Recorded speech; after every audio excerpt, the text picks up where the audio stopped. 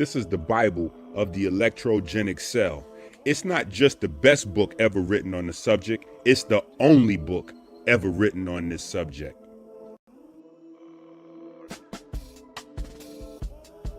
Brought to you by supporters of Christ.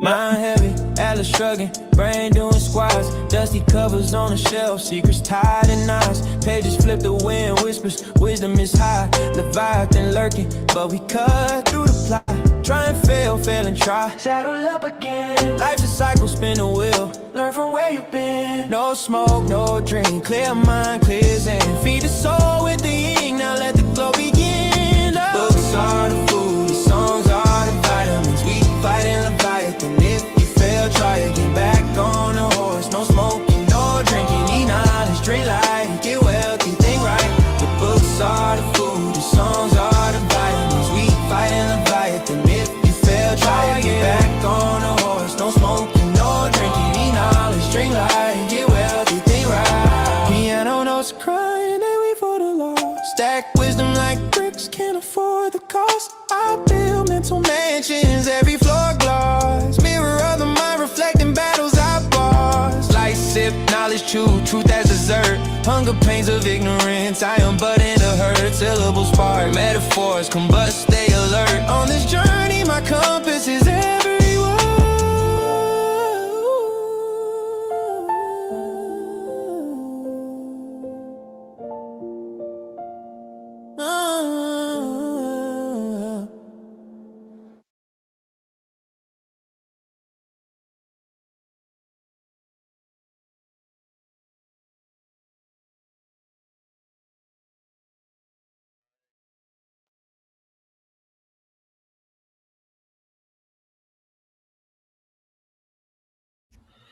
Let's get to business. Hopefully my mic is live. Microphone check 1 2. What is this? The 5-foot assassin with the roughneck business. All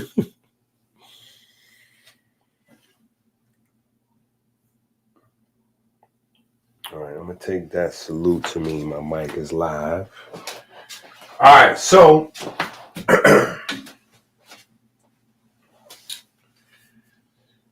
we're gonna kind of tap in.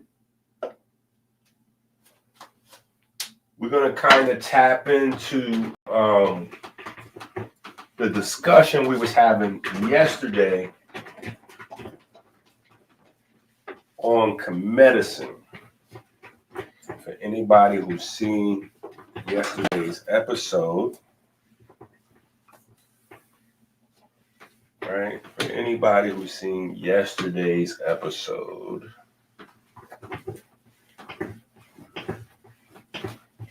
you're going to tap into that show.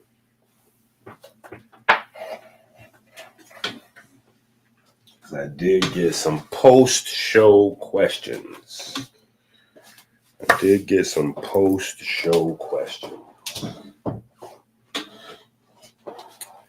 And the post-show questions were obviously about this book. So that is why we are in this book today.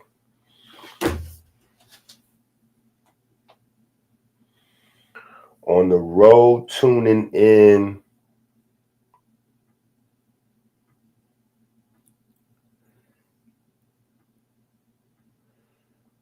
All right. So we're going to have a slightly different conversation this morning. So this is going to be one of those classes. This is going to be one of them. If you miss this one, you're going to miss this. Remember, the classes is not in the books. The books is not in the class. The classes and the books are there to support each other, just like the books and the music, there to support each other. So we're going to actually, I don't even know how to say it. We're going to do like a hybrid, I guess, to troll Dr. Sebi a little further. Hybrid, right? That's like a bad word in the world of Dr. Sebi to say, that's like a cuss word. But we're going to have like a quick little hybrid conversation. Not the whole day. Maybe. Depends on how long. But I don't think the whole day. Just a quick little, we're going to have a quick little hybrid conversation between protein and Black's anatomy. And then we'll go into the protein book. Right? Then we'll go into the protein book.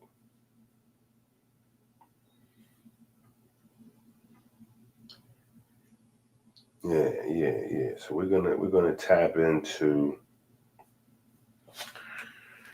a slightly different conversation, right? So we're gonna take a look.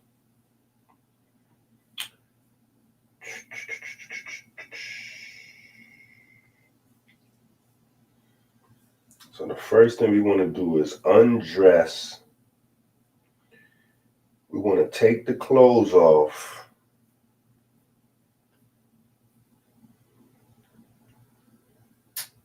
We want to take the clothes off of an amino acid. And we did this kind of in the Osiris Diabetes and Respiration book. So if you do not have that book, go and get the Osiris Diabetes and Respiration book, right? If you do not have that book, go and get that book, Osiris Diabetes and Respiration, right? Anyway, all right, so we're going to go central alpha carbon, right? We're going to go central alpha carbon. Then we're going to go NH2. We're going to go carboxylic acid.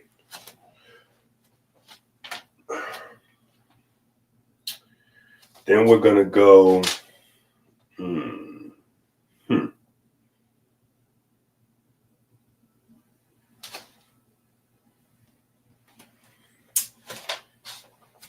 we're going to go over here.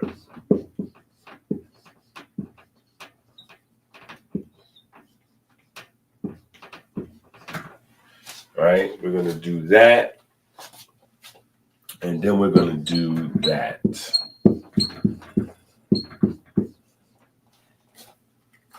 All right. So we got a basic naked, right? We got a naked amino acid. This is a naked amino acid right here. Right?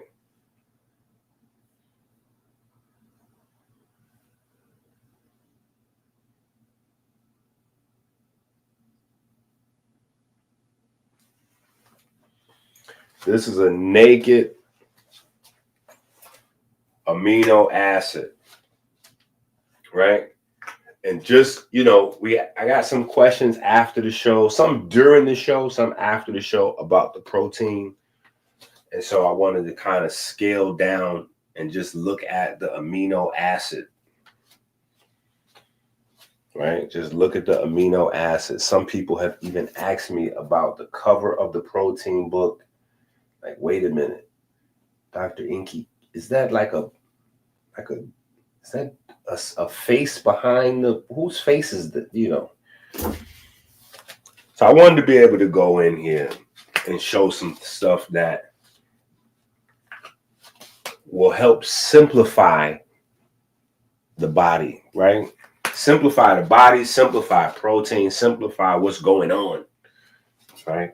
So remember these two guys right here, very important stars of the show, right? Because this right here is your base. That's your base or alkaline. And this is your acid. Right? So right off the bat,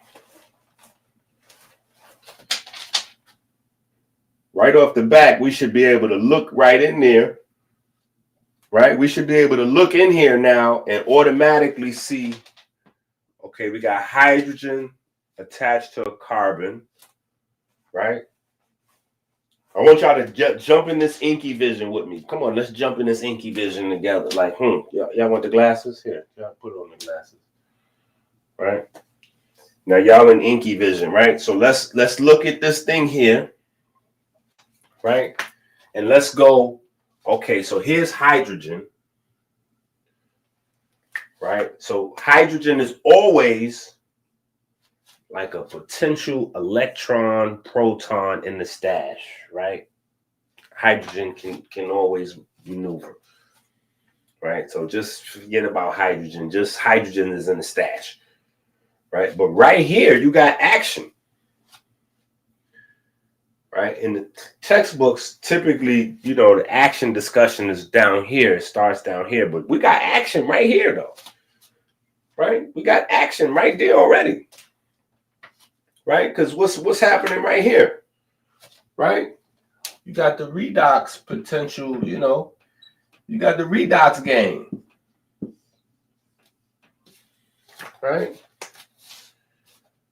Maybe not technically how people would consider redox, right? So that might be a little out the box, but definitely you have proton accepting and donating going on, right? So you already in the quantum universe, right? Each amino acid operates in the quantum space. Remember, anytime you're sending, receiving protons, electrons, photons, that is not in the world of matter. That is in the quantum space. That is below, that is outside of matter. I know some of these conversations, like somebody commented on the video and was like, yeah, Inky, you dropping the metaphysics. This is not metaphysics. This is not metaphysics. This is regular textbook science. It's just like not regular textbook science, but it is regular textbook science at the same time. Yeah. So this is not metaphysics. This is not that gobbledygook that you were here listening to Phil Valentine videos or Delbert Blair. This is not that. This is actually what is happening in your body. This is the reason why we have Black's Anatomy, because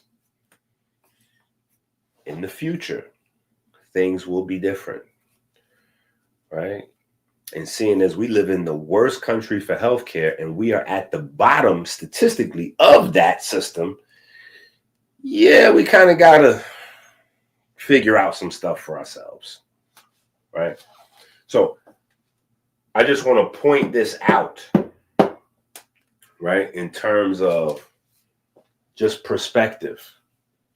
Perspective. This is in the quantum space. This is in the quantum space. These things operate in the quantum space, right? This right here is one step away from ammonia, nitrogen, and H2, right? NH3 is ammonia. This is your carboxylic acid, right? Carbon, oxygen, hydrogen, very famous, infamous group, right? But these guys are moving protons. These guys are moving protons around.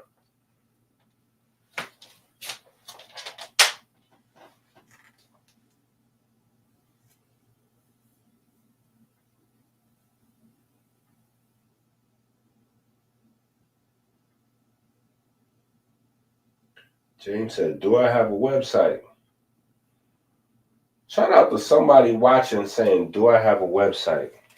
Okay, so James, the books are all on Amazon. Go to Amazon and get them books. All of the books are on Amazon. So they'll be right to your crib in 2-3 days. Yeah, James is looking for the books. So we can go to Amazon. Them books will be right at you quickly. Yeah. So for the books, you want to go to Amazon. I think that's what James is looking for. Right? Now,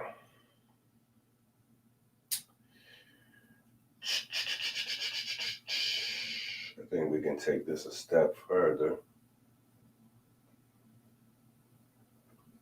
Yeah. Here you go, James, just in case. Just in case you know, get you together.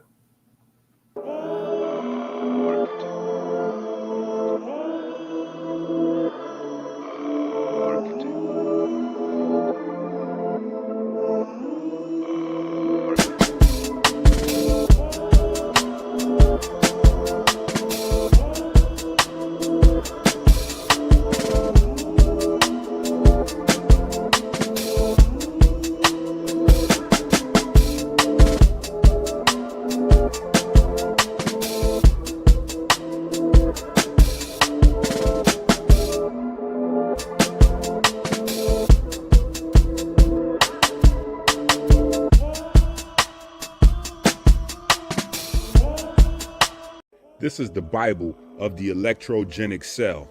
It's not just the best book ever written on the subject, it's the only book ever written on this subject.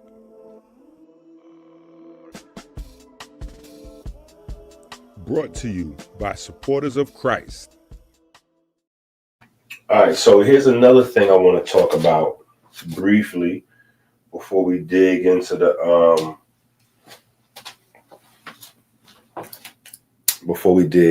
protein book. Now remember, James, all the books on Amazon. And we do like the classes over here. So this is class. We are in week 2, day 3 of protein class, right? And I just wanted to outline electric, proton, quantum behavior of atoms.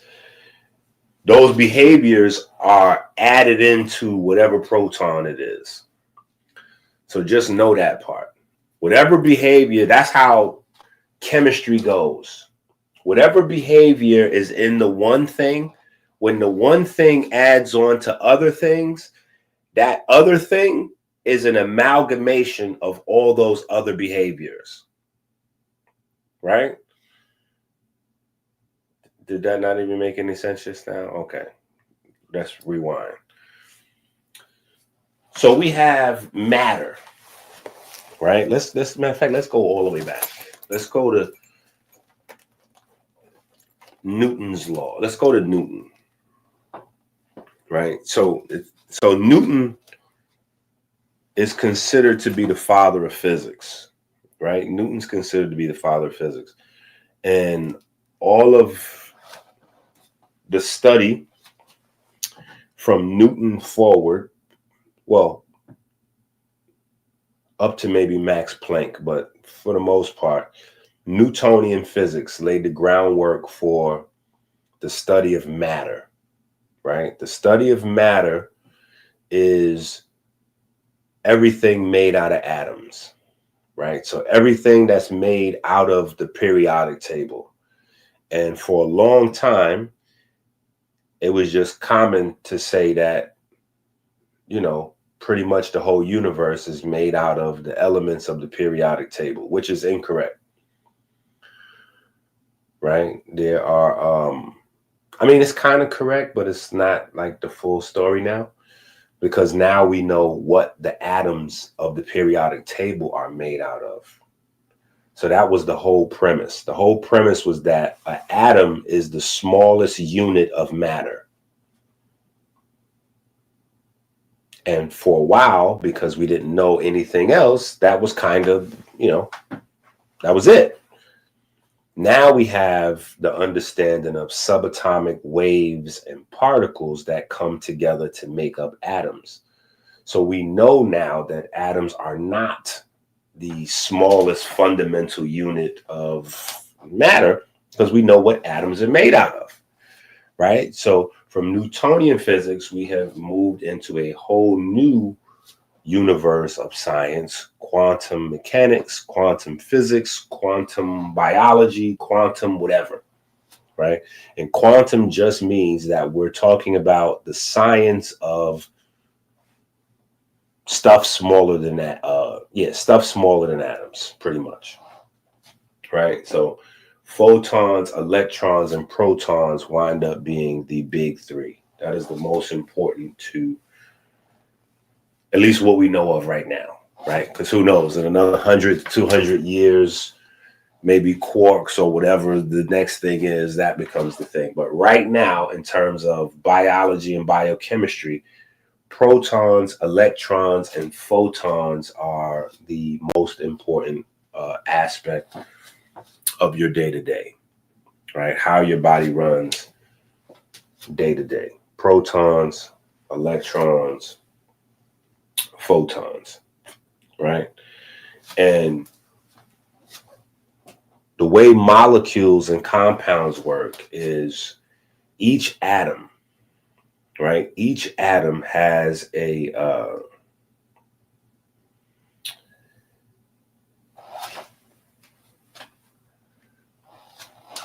spectral signature, right? Like a electromagnetic fingerprint, each atom, right? And it's how that atom interacts with light, right?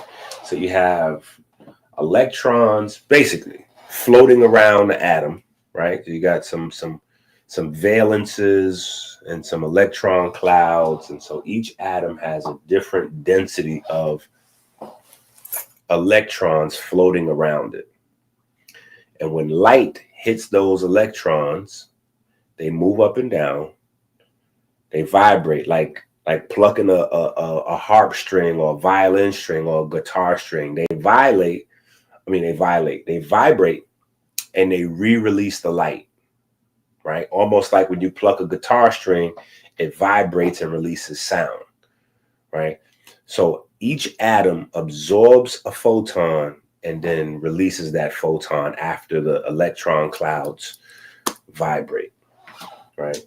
That individual unique signature is rolled up into whatever compound or molecule. So when atoms come together and form bonds, that property of absorbing light and radiating and releasing and all of that is rolled into the larger compounds, molecules, blah, blah, blah, blah, blah, right? An amino acid is one of those things, right? An amino acid is one of those things. Nitrogen is an atom. It's an atom. It's an element. Hydrogen, element, right? Carbon, oxygen, right? So those properties that each individual atom has is rolled up into whatever they combine with. And when those molecules combine, the same thing still continues to happen. The individual property from the one atom is shared throughout the molecule. When the molecule joins with other molecules, those properties are shared, and that's what gives each thing its individual behavior and structure and personality and traits and all that, right? So in an amino acid, you have a conglomerate of properties, right? Because all of these things have different interactions with light. Obviously, some of them have different interactions with protons and electrons. And so all of those capacities for subatomic behavior is rolled into each molecule, right? Rolled into each molecule. Now, there's a thing called, okay. All right. So the good saint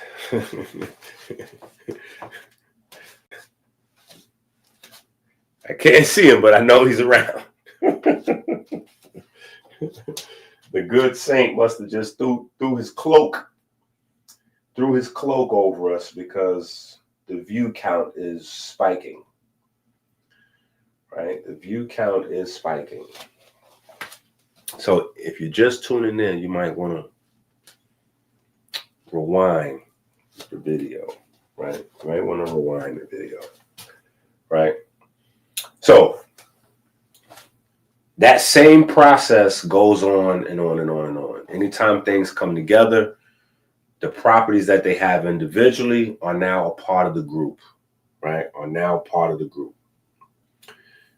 So I wanted to tap into this also. Shout out to Kevo for reposting the stream.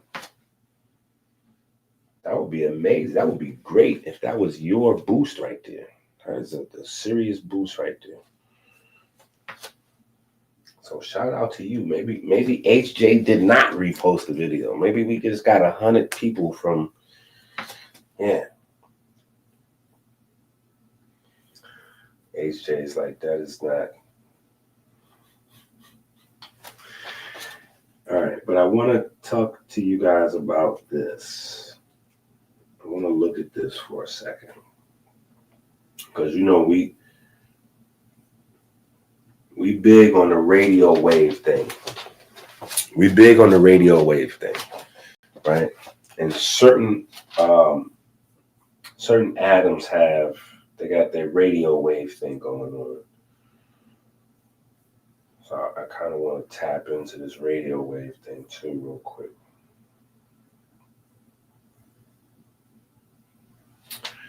All right. NMR signals are peaks in a spectrum that correspond to different nuclei in a molecule, providing information about its structure. The number of signals indicates the number of chemically distinct nuclei, while the signal's position, area, and splitting pattern reveal the nucleus's electronic environment, its relative abundance, and the number of nearby nuclei, respectively. All right, that didn't really tell us that much.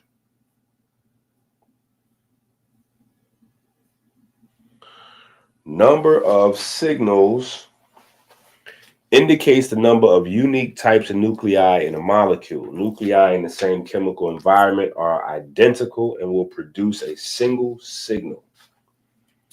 Symmetry. Like a plane of symmetry can cause multiple nuclei to be chemically equivalent and produce only one signal. All right.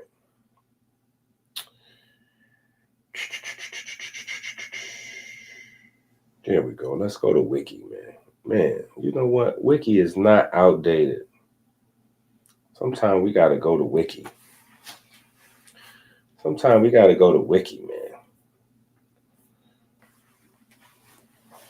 Nuclear magnetic resonance, a physical phenomenon in which nuclei in a strong constant magnetic field are disturbed by a weak oscillating magnetic field and respond by producing an electromagnetic signal with a frequency characteristic of the magnetic field at the nucleus.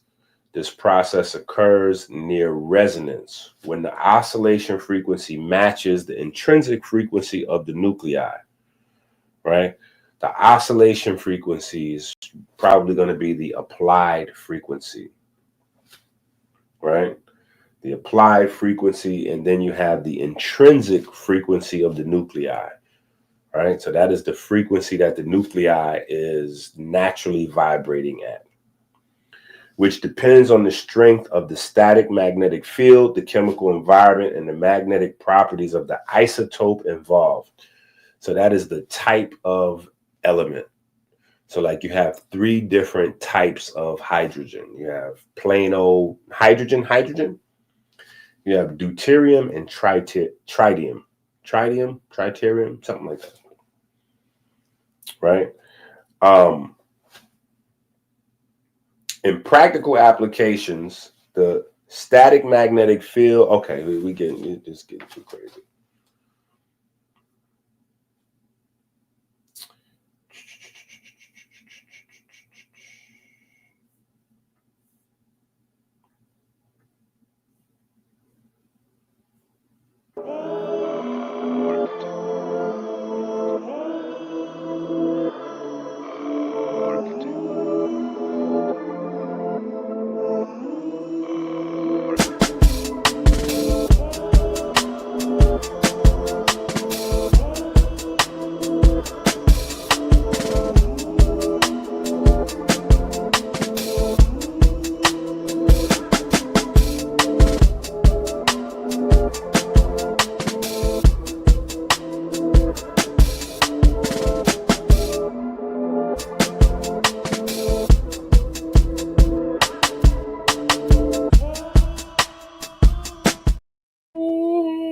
Ooh.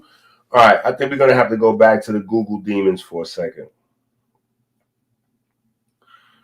I think we're going to have to go back to the Google demons. Uh-oh, wait a minute. We might have something. We might have something. Nuclear magnetic resonance was first described and measured in molecular beams by Isidore Rabbi in 38, extending blah, blah, blah, 44, Nobel Prize. Boom, pam, boom, pam, pam, boom, pam, pam, boom, pam, boom, pam, pam, boom, pam, pam, boom, pam, boom, pam, pam. Theory of nuclear magnetic resonance. All nucleons, that is neutrons and protons. Okay, I think we got some. Here we go. I think we got action finally. All nucleons, which are neutrons and or protons, right, composing any atomic nucleus have the intrinsic quantum property of spin. Here we go. Some good old plain English. Some good old plain English to make sense out of this thing. All protons and neutrons in atoms have an intrinsic quantum property of spin, an intrinsic angular momentum analogous to the classical angular momentum of a spinning sphere. The overall spin of the nucleus is determined by the quantum number S. If the numbers of both the protons and neutrons in a given nuclei are, okay, we're getting a little crazy again. All right, I think we have what we need to have, though. I think we this is the important part. This is the important part and the simple part that we don't need Tanai for. Right? But this is why we have Tanai.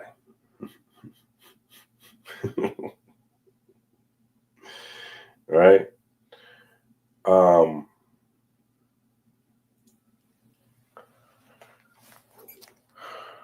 Max Planck, blah, blah, blah.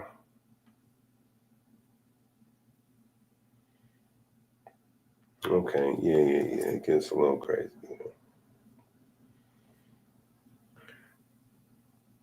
Here we go.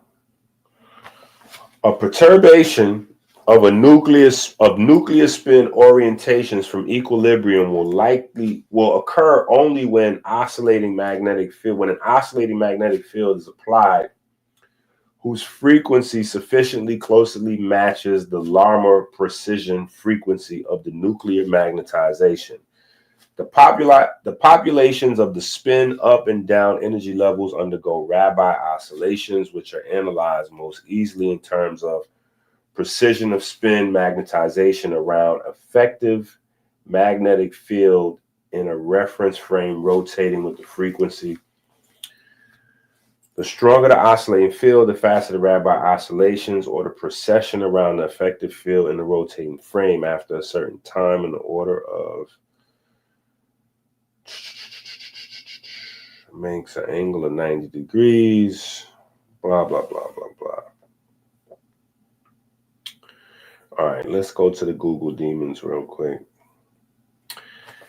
In NMR radio waves are used to excite atomic nuclei in a strong magnetic field, causing them to jump to higher energy states. When these excited nuclei return to their lower energy states, they emit radio frequency signals. Look at that. Was that so hard? Look at all that boom, bum, boom, bum, bum, boom, bum, bum, boom, bum, boom, bum, bum, boom, bum, bum, that we had to go through in order to just get a basic, simple explanation, right? Radio waves are a form of light, right? Radio waves are a form of light, right? Are used to excite the nuclei of atoms and basically explore. So when we're looking at, all right, here's where we at in the deep end. Because I know some people are like, what are you talking about, Inky? Last week, was it last week? I think it was last week. Last week we were looking at the molecular machines, right? And should we pull that video back up? Maybe we pull that video back up. That might help make some sense out of this. Let's see if we can find that video. And you guys do this.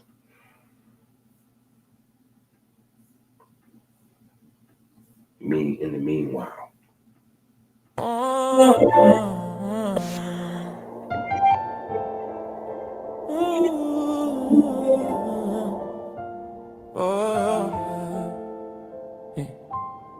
Mind heavy, Atlas shrugging, brain doing squats, dusty covers on the shelf, secrets tied in knots, pages flip the wind, whispers, wisdom is high, Leviathan lurking, but we cut through the plot, try and fail and try, saddle up again, life's a cycle, spin the wheel, learn from where you've been, no smoke, no drink, clear mind, clear zen, feed the soul with the yin, now let the glow begin, books are the food, the songs are the vitamins, we fighting Leviathan. If you fail, try again. Back on the horse, no smoking, no drinking. Need knowledge, drink light, get wealthy, think right. The books are the food, the songs are the vitamins. We fighting Leviathan. If you fail, try again. Back on the horse, no smoking, no drinking. Need knowledge, drink light, get wealthy, think right. Piano notes crying, and we for the lost. Stack wisdom like bricks, can't afford the cost. I build mental mansions, every floor gloss. Mirror of the mind, reflecting battles I lost. Light sip, knowledge chew, truth as dessert. Hunger pains of ignorance, I am but in a herd. Syllables spark, metaphors combine. At the grid. Now, when we look at the grid, we're going to screen these. So this is kind of like a course view of what we're doing. We're going to go through and we're going to less water, there is a gradient, energy can be generated, or it could be used, that potential energy could be used to kinetic energy and generate. So there's a potential difference of electrochemical force of some sort. Yes. Okay. So that's the gradient that this motor uses to turn itself. So what happens is, if you see here, this flagella, which is the propeller, is connected to a motor system. How does it know when to turn the motor on? There Our Glacius microscope, so we'll walk in and look at it. So this is the Glacius. This is our screening microscope. So this is like a quick look. This quick look. when you get the images from the microscope, they look somewhat like this. And I can see the little crown looking thing there. Is that the bottom of a motor? Yeah, this is the bottom. This is the top view. So anyway, we were somewhere in that universe, right? We were somewhere in that universe. And so when looking at those images, they have to be able to tell what those things are. So some of how they figure out what these super small images are is by using magnetic fields and radio waves, right? Magnetic fields and radio waves, which would not be possible if these things were not active in the quantum universe, right? In the quantum space. So we kind of got into some right? But the point being, all of these behaviors are wrapped up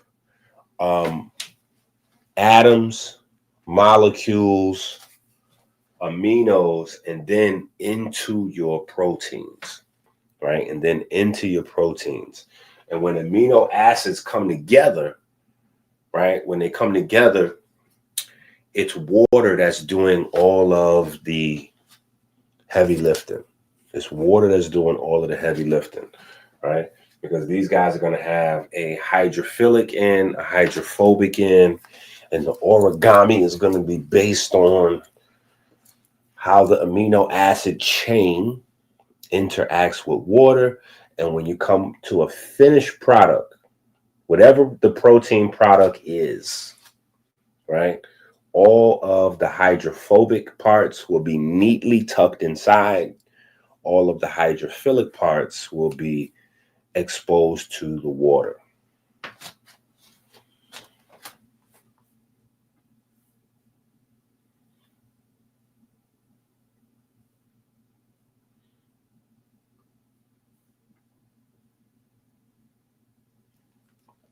Well, remember, I think I put some places inside this book specifically for notes. I'm not sure how well that came out. Okay, yeah, we got page 249, 249 and 250. Yep, 242 and 243. Yeah, so there are places in the book for you to take notes inside the book. Yeah. I believe at the end of every chapter almost, right? At the end of every chapter almost, you have actual places where you can take notes. Yeah, so it's not a composition notebook, but because the subject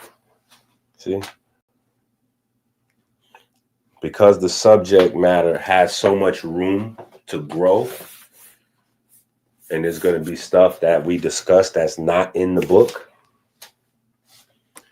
right? That's a part of the whole composition notebook swag, is that you actually have 1 or 2 pages at the end of every chapter where you can write this stuff down and keep it in your book, almost like a journal / protein diary. Yeah, that's why I said almost every chapter. The chapters got a little crazy. Chapters got away from me a little bit. Yeah, and then on page 15, look at page 15. The publishing didn't go, yeah. So it got away from me a little bit. Page 15. It's a little crazy. Let's see.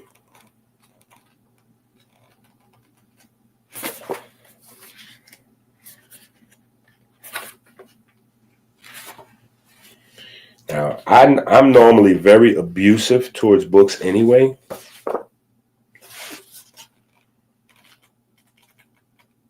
So there's that. What I mean by that is, okay, yeah. So it looks like starting with the 5th chapter, you have these pages that are kind of in there for you to take some notes, right? But when I say I'm abusive to books, I'm writing everywhere in the book. Yeah, I'm writing everywhere in the book. All inside the cover, the margins, everywhere. Right? I don't feel like I've properly, like me and the book have properly went out to dinner. I don't feel like we've been properly acquainted if I haven't roughhoused it a bit. And then sometimes what I write in a book may have nothing to do with the book. It just may be the closest thing around when I need to write something about another book. Maybe I ran out of space, or I might have just came up with something in my mind and I got to.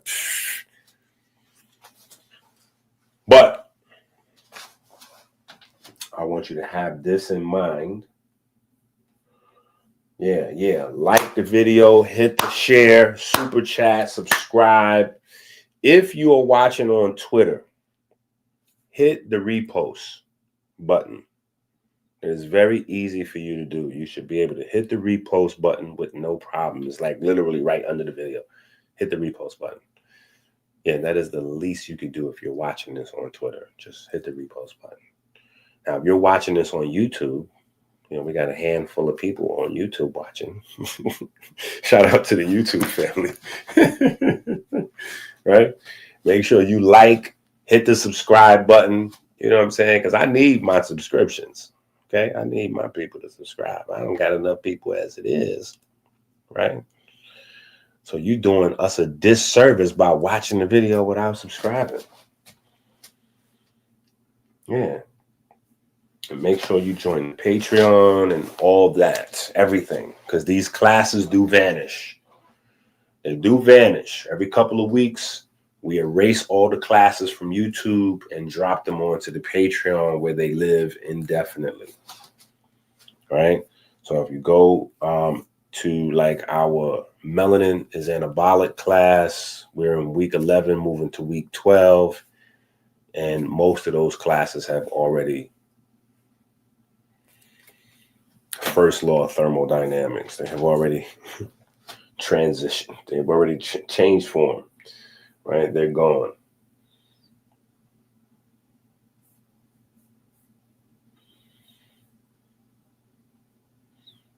All right.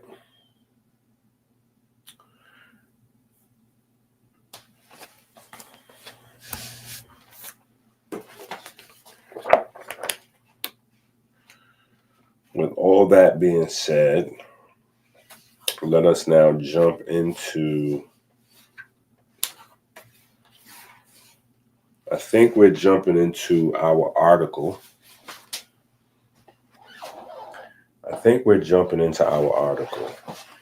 The importance of amino acids in the practice of electrogenic and aquagenic healing via inspiration.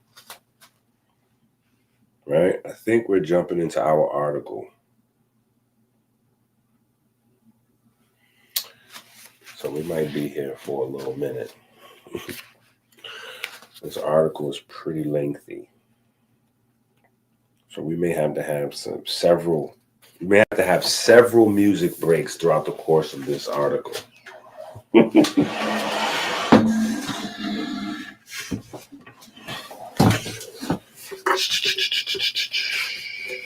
Let's see what we got here. All right. The abstract. We're going to go through the abstract. We're going to move through this article. A Harvard longitudinal cohort study tracking over 1,100 male firefighters revealed a striking truth. The capacity to perform more than 40 push-ups in 60 seconds correlated with a 96% reduction in cardiovascular disease risk over the following decade. This single metric, simple, equipment-free, and universally applicable, emerges not merely as a predictor of cardiac health, but as a proxy for total body regenerative capacity. It reflects the integration of muscle endurance, mitochondria density, vascular elasticity, neuromuscular coordination, and the biochemical availability of amino acids to sustain repeated high-intensity contractions. Complementary evidence from multiple epidemiological studies reinforces this principle. Micro-dosed exercise, short, repeated bouts of activity across the day, has been associated with a 40% or greater reduction in cancer risk, with additional benefits in metabolic regulation, immune surveillance, and mood stabilization. These findings connect deeply to the molecular composition of the human body, where carbon, hydrogen, oxygen, and nitrogen elements comprise over 96% of the total mass, and amino acids serve as the primary architects of the solid cellular structures. Pause. We're not correlating the 96 and the 96. We're not correlating those things. That is a random co-inky dink. right? 40%, 40 push-ups, 96, 90. That is a random coinky dink. Okay, even though I don't believe in coincidences, that is one right there. That is just probably just a coincidence there. The reason why I am stopping though,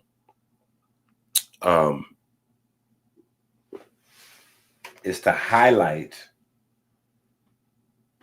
our micro-dosed exercise throughout the day.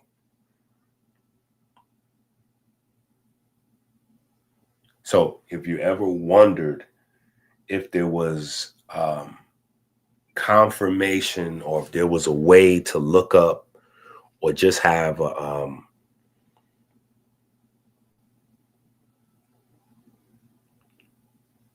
something to maybe, validate our practice outside of just, our studies or whatever the case may be, that's the language you would use to look that up. That's the language you would use to find those studies, right? Because there's a bunch of them. There's a zillion different ones. They've done them on cancer, metabolism, immunity, blah, blah, blah, blah, blah. But you can't go to the internet and look up, you can't go to the internet and type in, is Dr. Inky's prayers healthy for you? Or something to that effect. Like you can't just type that in like that, right? What you would need to do is type in micro-dosed exercise, right? The benefits of micro-dosed exercise or something to that effect. And you'll find, actually, let's just, while we're at it,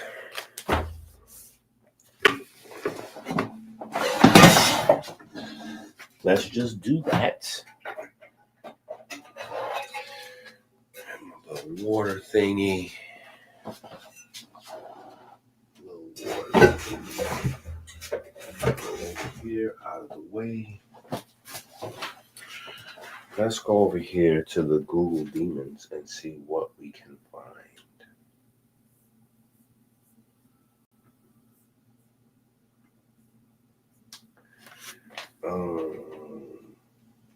Benefits of micro-dosed exercise.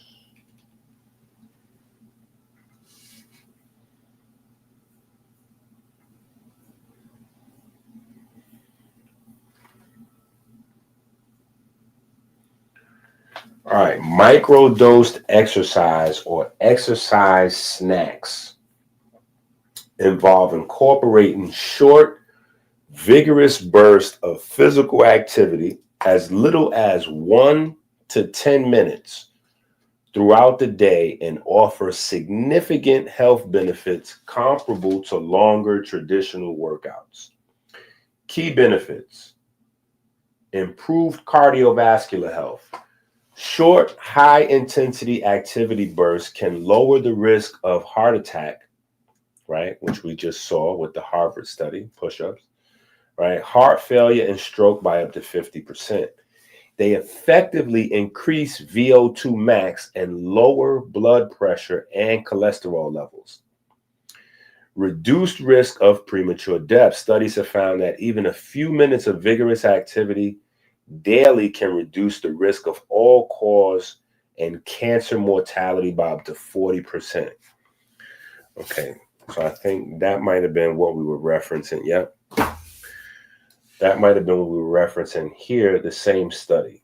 Obviously, this is not a study, but there's whatever study that Google is pulling from, we were referencing. We'll see if we can find it. Enhance metabolic health. Spreading exercise throughout the day can help maintain a higher metabolic rate and improve insulin sensitivity, which aids in weight management and can help prevent type 2 diabetes. Performing short, intense exercise before meals is particularly effective at reducing post-meal glucose and insulin responses. Increased muscle strength and endurance. Regular short sessions of body weight or resistance exercises like push-ups, squats, and planks can build muscle strength and endurance over time without the exhaustion associated with prolonged workouts. Better mental well-being. Micro workouts provide a mental break, boost mood by releasing endorphins, and reduce feelings of stress and anxiety. They can also improve focus, attention, and cognitive function, leading to increased productivity. Inky, how are you staying up all night writing these books? Just saying. The books are the food. The songs are the vitamins. Listen, now we have the books are the food, the songs are the vitamins, right? I've been saying God is music for a very long time, right? Now we have the songs to go along with the books. The books are the food, the songs are the vitamins. Just saying. It is a very effective 1-2 punch. Convenience and consistency. The primary advantage is their flexibility and accessibility. They can be done anywhere with minimal or no equipment, making it easier to build and maintain a consistent long-term fitness habit, especially for those with busy schedules. Combats a sedentary lifestyle. These movement snacks actively interrupt prolonged periods of sitting, which help counter the negative health consequences associated with inactive lifestyles. All right, so this is military, something or other. What did we want to find? Oh, we wanted to find that 40% thingy. Well, let's just do this.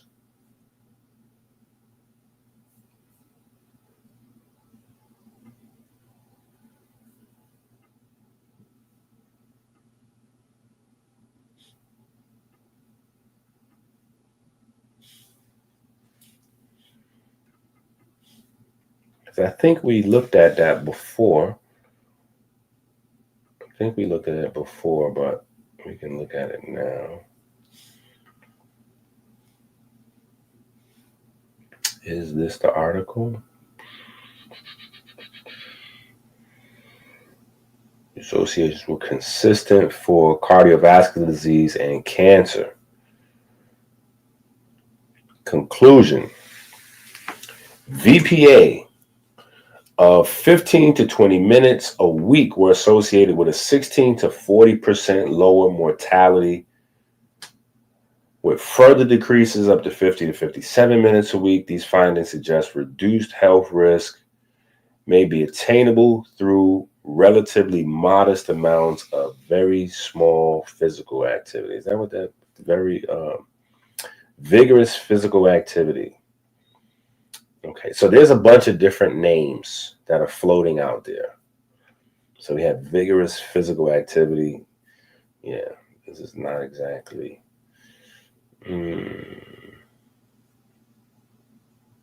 Let's see what this says right here. 1 minute burst of physical activity could prolong your life.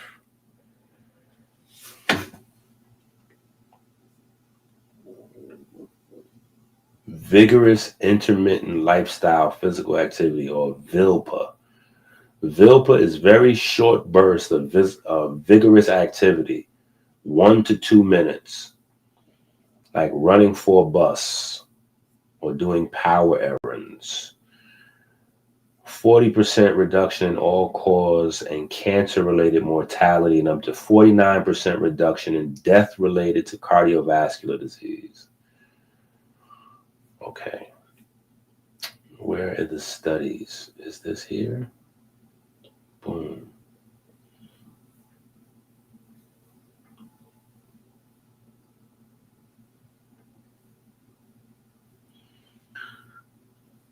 Association of Wearable Device measures vigorous intermittent lifestyle physical activity with mortality. Wearable devices can capture unexplored movement patterns such as brief bursts of vigorous intermittent lifestyle physical activity that is embedded into everyday life rather than being done as a leisure time exercise. Here we examine the association of VILPA with all-cause cardiovascular disease and cancer mortality in 25,000 non-exercisers, right? So that is not a small chunk. That is not a small chunk. I would say a study on 20, 30, 40,000 people is a good chunk to get a good idea of what the potential benefits and effects are, right? So there are a lot of different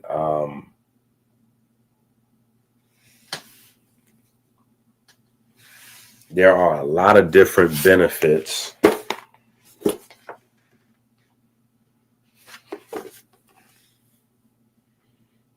Right? There's a lot of different benefits to what it is that we're talking about. And yes, we are in page 22 of the book.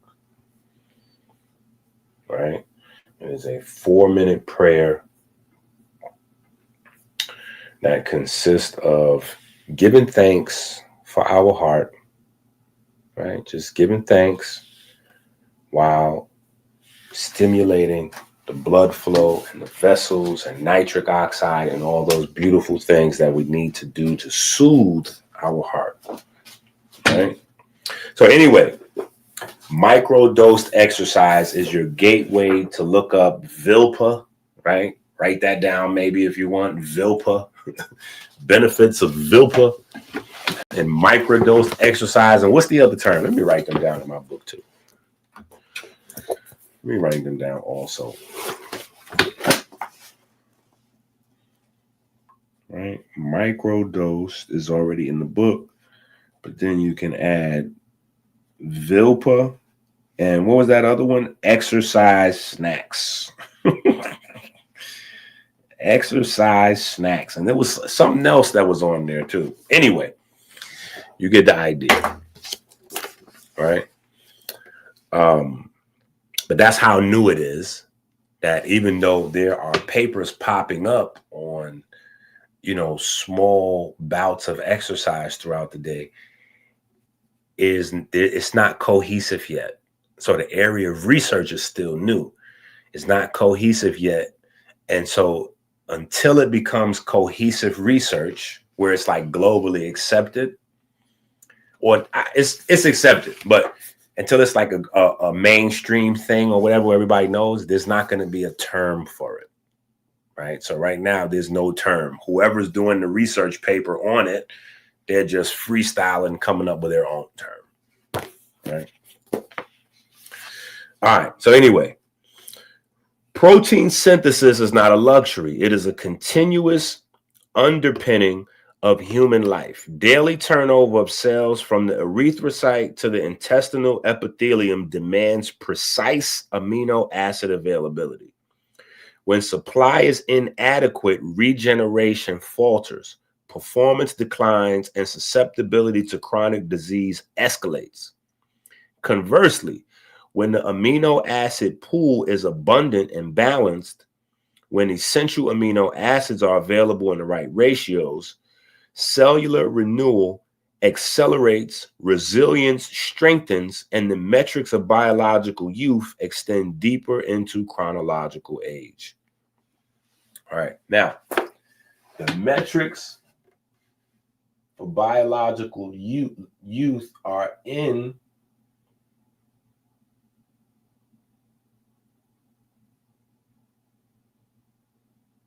the Protein Shake book. Yeah. So wherever that book is, the Wasceptor. Is that you right there? Did I just glimpse you? No, but you might be next to that book. Let me see.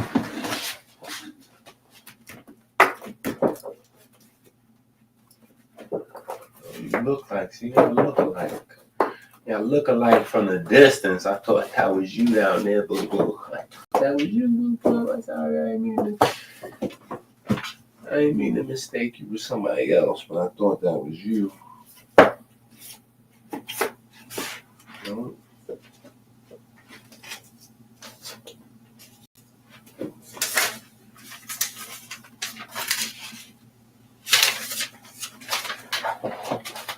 My baby's sliding me notes and stuff.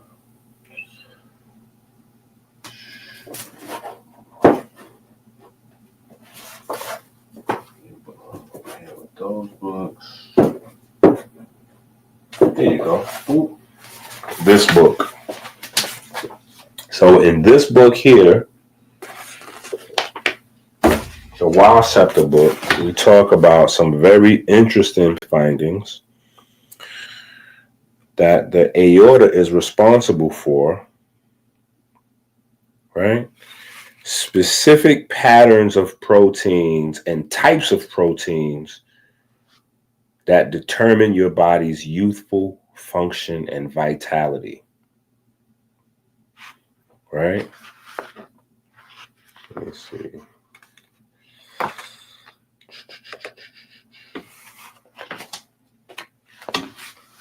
And of course, we have a bunch of articles in here on the subject.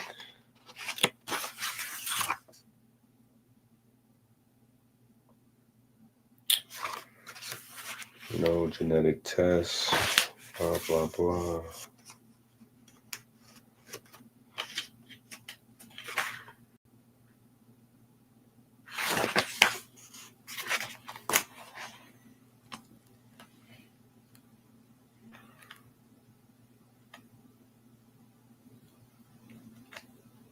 This is one of my most important books right here. If you don't have this book, you are officially smoking that Mufkazut. Okay.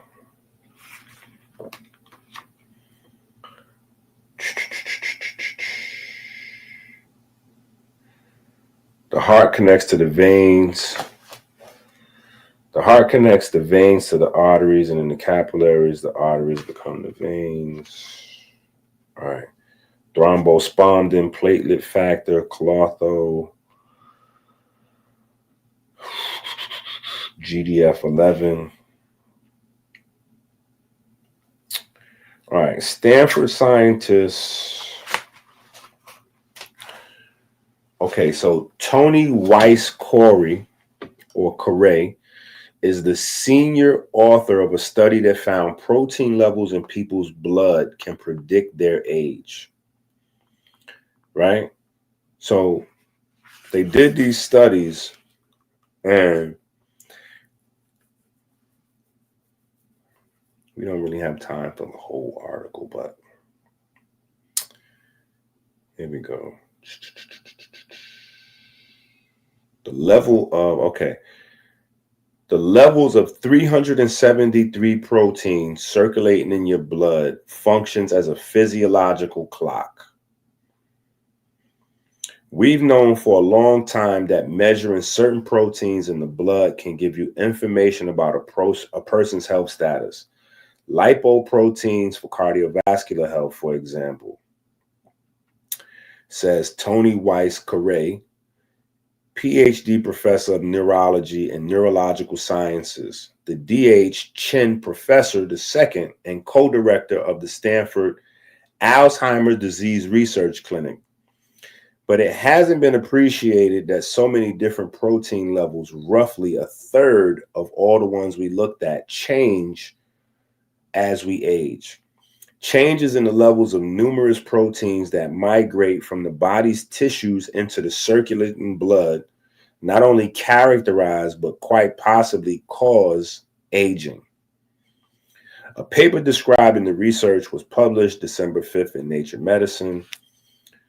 Weiss-Corey is the senior author, blah, blah, blah.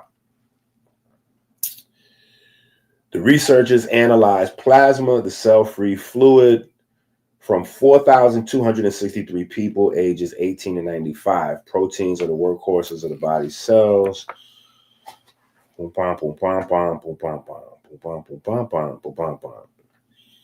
Okay, they found at 3 points, on average, at 3 points, the proteins change.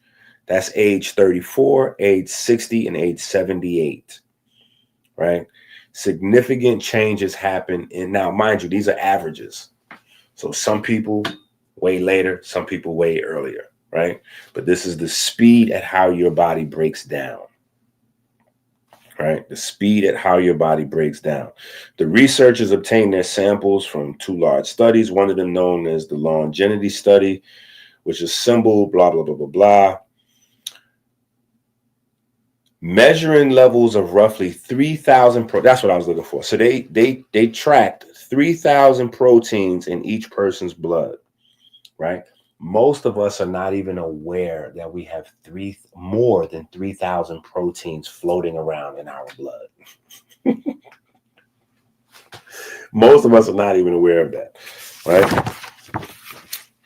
But they were able to track 3,000 plus proteins and narrow it down to 373 proteins, which accurately determine the deterioration rate of the body. Anyway, this is the book, right? This is the book. The Wasceptor Protein Shake Fountain of Youth. Now, shake is not spelled SHAKE. It is spelled SHEIK. Protein Chic. Protein Chic Fountain of Youth. Right? So you want to get this book. You want to have that book. Right? Right? So if you don't have that, go to Amazon, add it to your cart, and check out. Right?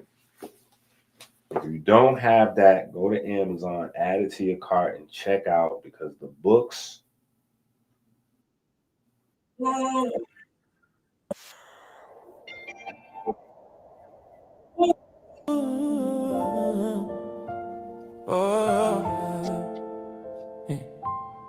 Mind heavy, Atlas shrugging, brain doing squats, dusty covers on the shelf, secrets tied in knots, pages flip the wind, whispers, wisdom is high, Leviathan lurking, but we cut through the plot, try and fail and try, saddle up again, life's a cycle, spin the wheel, learn from where you've been, no smoke, no drink, clear mind, clear zen, feed the soul with the yin, now let the glow begin. Books are the food, the songs are the vitamins, we fighting Leviathan. If you fail, try again. Back on the horse, no smoking, no drinking. Eat knowledge, drink light, get wealthy, think right. The books are the food, the songs are the vitamins. We fighting Leviathan. If you fail, try again. Back on the horse, no smoking, no drinking. Eat knowledge, drink light, get wealthy, think right. Piano notes crying, they wait for the lost. Stack wisdom like bricks, can't afford the cost. I build mental mansions, every floor gloss. Mirror of the mind, reflecting battles I boss. Light sip, knowledge chew, truth as dessert. Hunger pains of ignorance, I am but in a hurt. Syllables spark, metaphors combust, stay alert. On this journey, my compass is everywhere.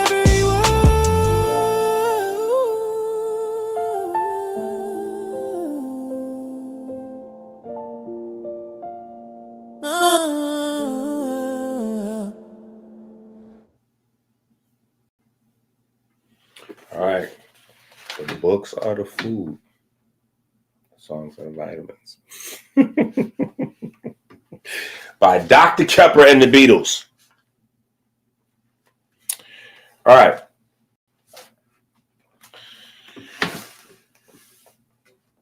I believe we're still on page 22. Right? This white paper examines. Oh, no, that's where we was at. Almost, yeah, there we go. Conversely, I'll just start over. Protein synthesis is not a luxury. It is the continuous underpinning of human life. Daily turnover of cells from the erythrocyte to the intestinal epithelium demands precise amino acid availability. When supply is inadequate, regeneration falters, performance declines, and susceptibility to chronic disease escalates. Conversely, when the amino acid pool is abundant and balanced, when essential amino acids are available in the right ratio, cellular renewal accelerates, resilience strengthens, and the metrics of biological youth extend deeper into chronological age. This white paper examines the interdependence of carbon, hydrogen, oxygen, nitrogen composition, amino acid sufficiency, piezoelectric bone marrow activation, nucleotide biosynthesis, and the principles of aquagenesis in sustaining whole body regeneration. By tracing the biochemical pathways from dietary protein to functional tissue, integrating energy math from joules to locomotion, and linking these principles to both classical aging theories and contemporary inspiration doctrine, we establish a unified framework.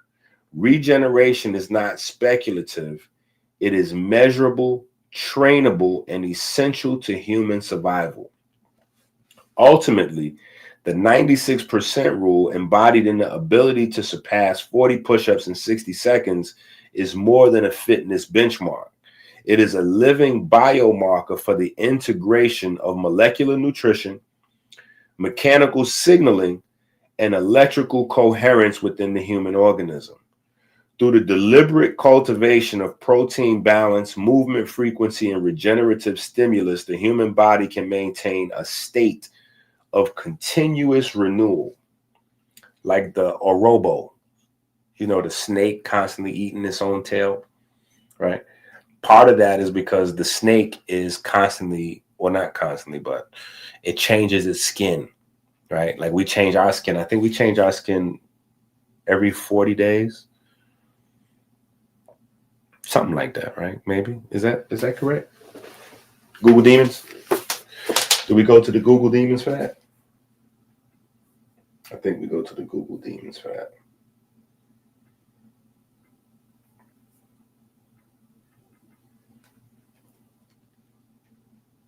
Humans shed skin every 7 days? That's crazy.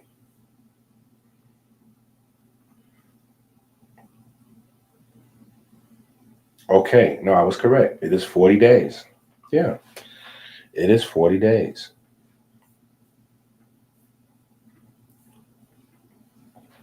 It is 40 days. Remember, I am the founder. I'm not only a client, I'm the player president. I am the founder of the 40-day fruit fast. Right? So, yeah, all things 40 days.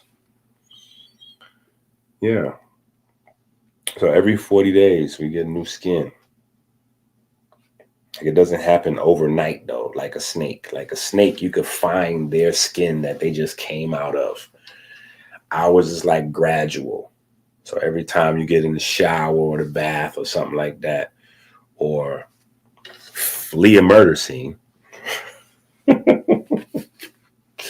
that's how forensics is able to find you. Right? This white paper advances a central premise. Human regeneration is an electrically driven process, a living circuit in which amino acids form the structural, conductive, and piezoelectric medium through which life repairs itself. Exercise is not merely a matter of muscle work, it is a force that multiplies blood flow up to 100-fold, floods tissues with oxygen, saturates conductive amino acid networks with charge, and triggers piezoelectric signals deep in the skeleton. In this framework, the ability to perform more than 40 push-ups in 60 seconds, as demonstrated in the Harvard longitudinal study, is not a trivial metric.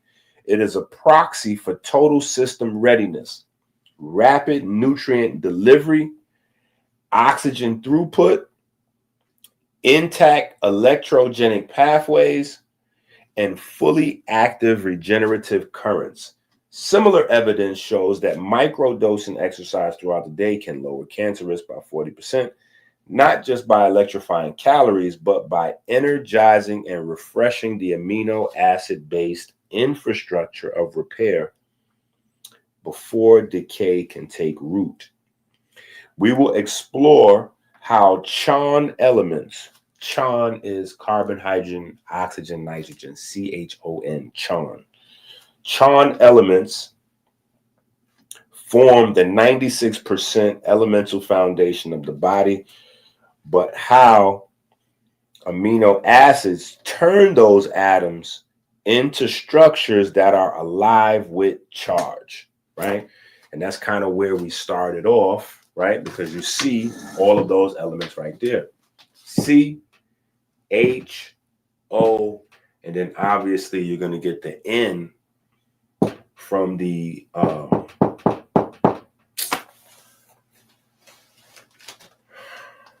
I guess we could just say amine, but there's another word that I'm looking for in my mind.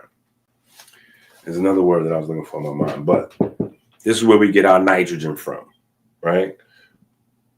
So we have our nitrogen or our base with our NH2, and then we have our acid, which is our carboxylic acid group, right? This is another part that, unfortunately debunks Dr. Sebi, right? This is another deeper part, though. This is a deeper part.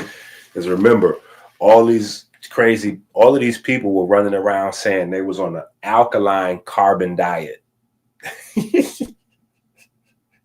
Well, the carbon part is the acid part. It's not even the alkaline part. Just saying. Just saying. The carboxylic acid, that's where the carbon comes from. It's the acid part. Anyway, I know y'all don't want to hear that about our great, dear, sweet elder, the OG.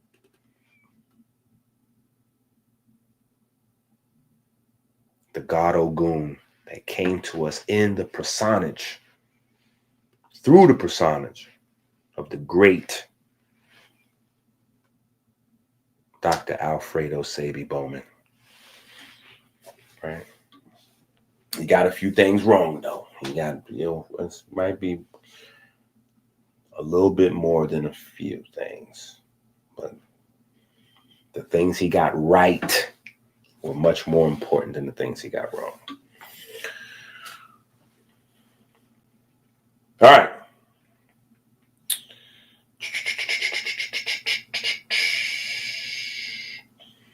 We will explore how Chon elements, blah, blah, blah. How Chon elements are amino acids, or as amino acids turn atoms into structures that are alive with charge, right? Which is the important part of understanding these guys, right? This guy as well, but the R chain is a whole another universe in and of itself. But then you also have your hydrophilic and hydrophobic end of amino acids, which adds another dynamic to it. So it is a very small, highly electrically active unit.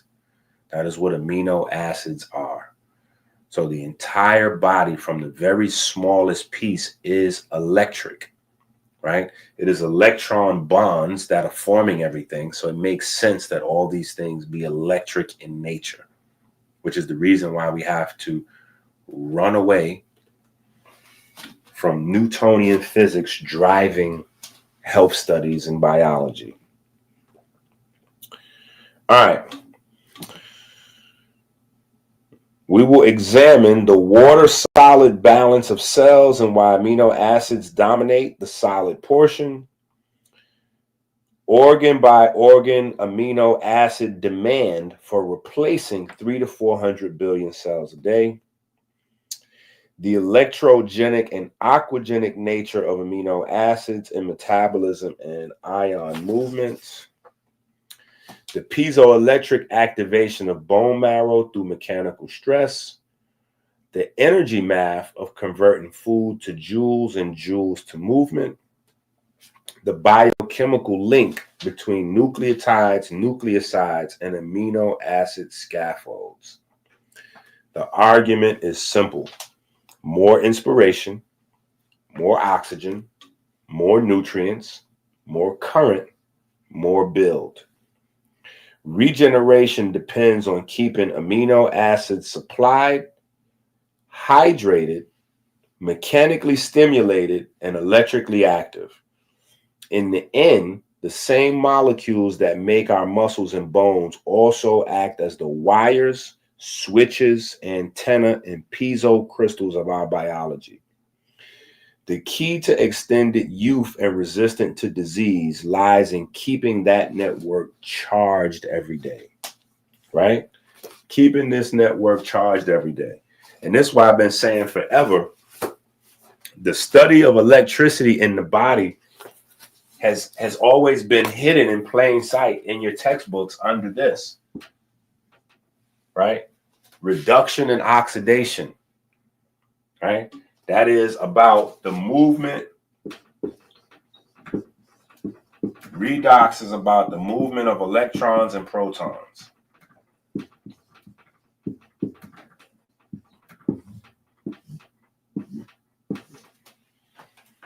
Redox is about the movement of electrons and protons, and depending on how a thing interacts with electrons and protons will determine whether it is considered a base or alkaline, or whether it is considered an acid, right? And obviously it depends on what chemistry system, what lens you're looking through, but pretty much if it donates electrons, right? If it donates electrons, or if it accepts, if it steals, if it takes protons, it's considered a base or alkaline. On the flip side, if it donates protons and steals electrons, it is considered to be an acid. Right? All right. I gotta give me a minute.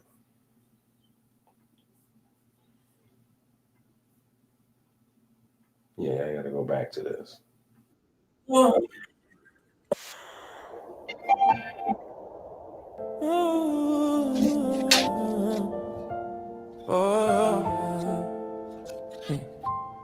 Mind heavy, Atlas shrugging, brain doing squats, dusty covers on the shelf, secrets tied in knots, pages flip the wind, whispers, wisdom is high, Leviathan lurking, but we cut through the plot, try and fail and try, saddle up again, life's a cycle, spin the wheel, learn from where you've been, no smoke, no drink, clear mind, clear zen, feed the soul with the yin, now let the glow begin, books are the food, the songs are the vitamins, we fighting Leviathan. If you fail, try again. Back on the horse, no smoking, no drinking. Eat knowledge, drink light, get wealthy, think right. The books are the food, the songs are the vitamins. We fighting Leviathan. If you fail, try again. Back on the horse, no smoking, no drinking. Eat knowledge, drink light, get wealthy, think right. Piano notes crying, and we for the lost. Stack wisdom like bricks, can't afford the cost. I build mental mansions, every floor gloss. Mirror of the mind, reflecting battles I boss. Light sip, knowledge chew, truth as dessert.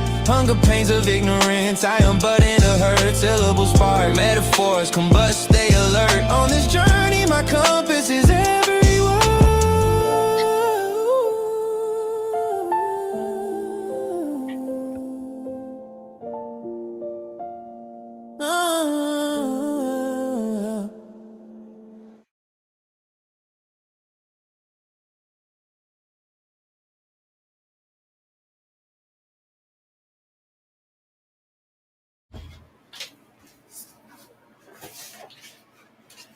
All right.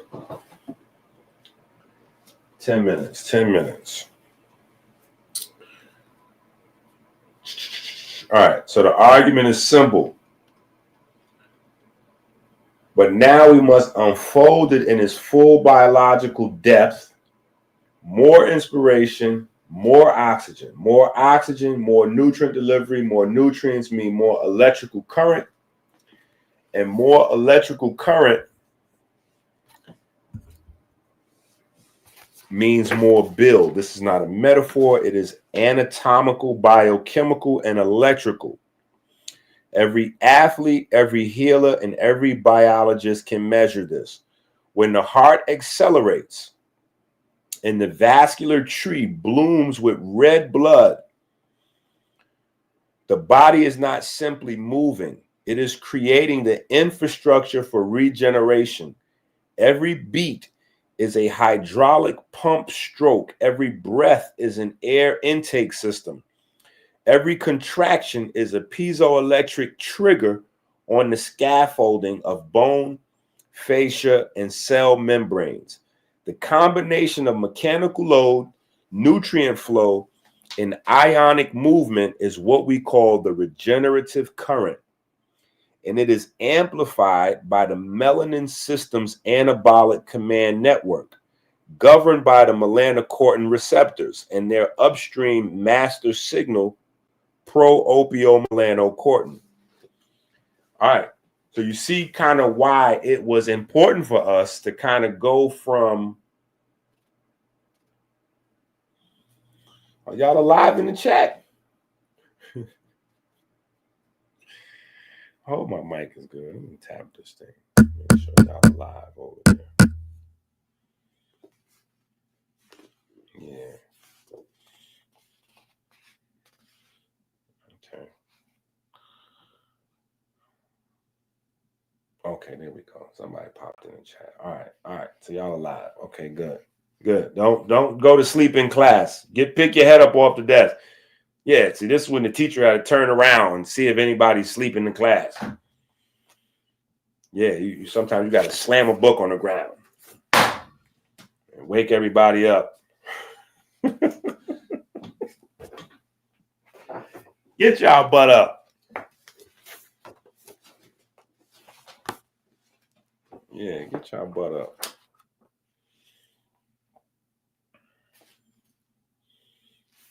Yeah, see that y'all snapping awake just now. Yeah, everybody just snapped awake. And just popped your head up off the desk and looked around. All right. So this is important though, to increase blood flow. Let me see, do we?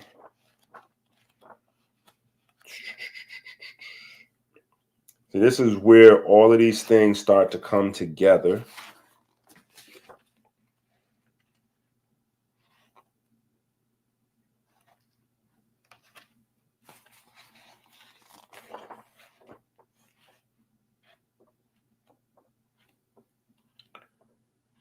Yeah, this is where all these things start to come together. Hold on.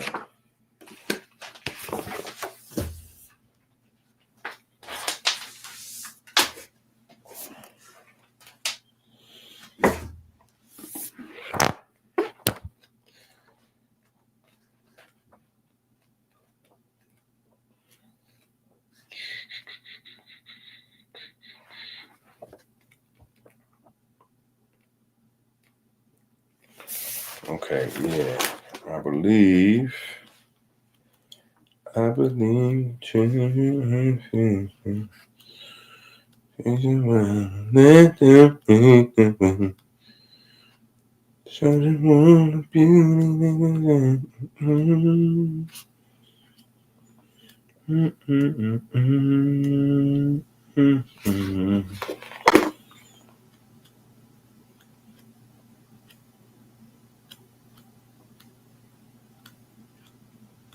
to make sure it's this book. Okay, then we have that part.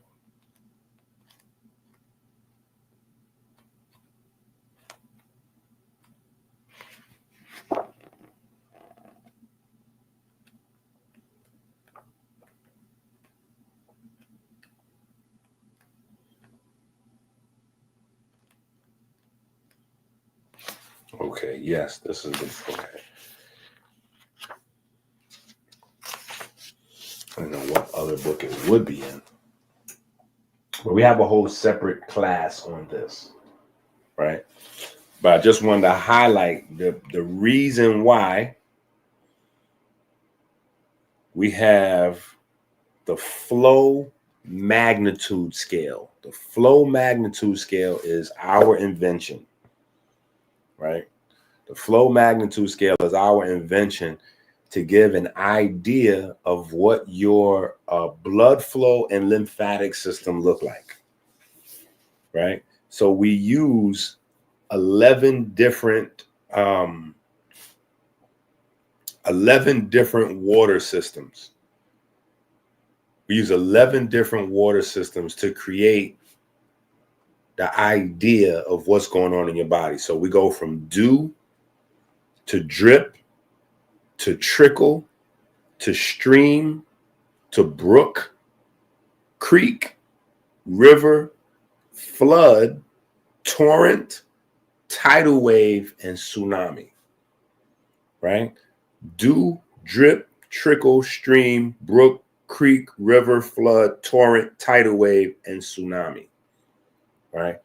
In terms of how the fluids are moving around in your body, how the waters are moving around in your body.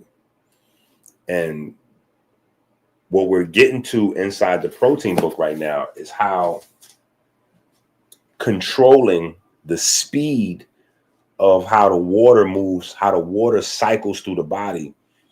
And we have a few books on that.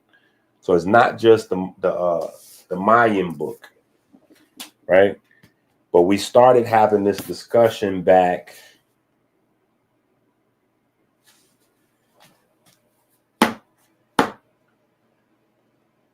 with the Dipset book, not the Dipset book. But we have a book called Lymphatic Immunity.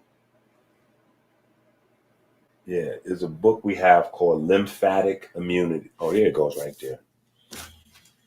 The Lymphatic Immunity book.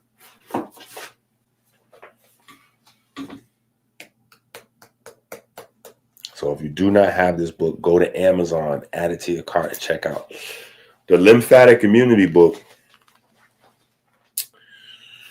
where we spend a good bit of time talking about Dirk 1A and the Dirk family,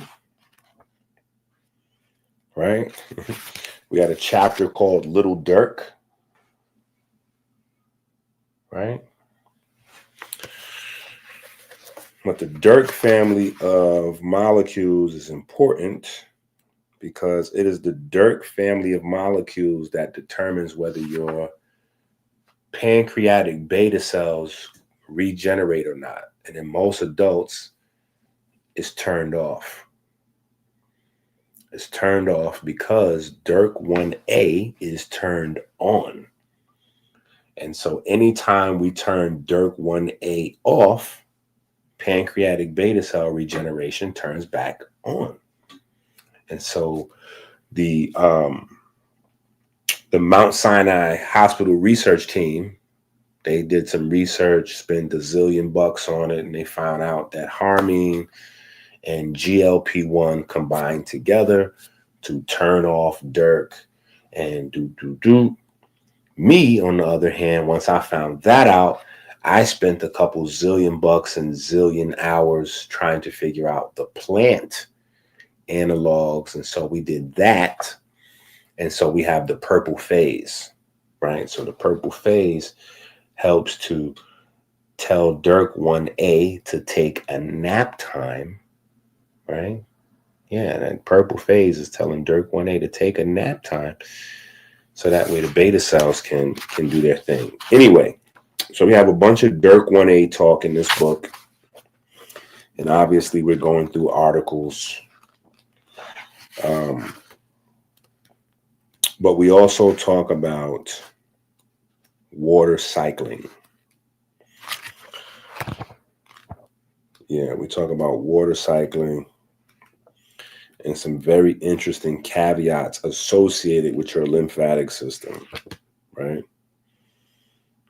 We even came up with our own little mnemonic device, the water mill, right? It's on the back of the book. So I think you can see that on Amazon. Right, let me see.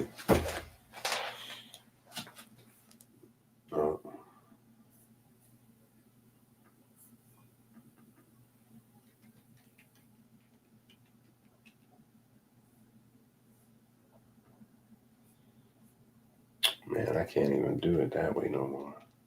I used to go to my page and hit the videos mark tab and just scroll straight down to the prayer. But now that's a wrap because we got all the music. We got all the music videos in the way. So since we got all those music videos, anyway. Inky prayer number 2.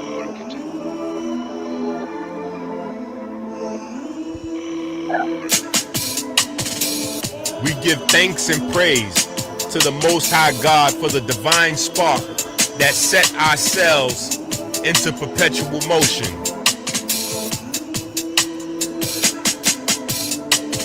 We give thanks for the magnetism of the Most Holy, the magnetism that repels and attracts the ferry boats of light 60,000 miles every 60 seconds throughout our vessels and caves. We give thanks for the ability to drink clean water every 60 minutes, flooding the river of life.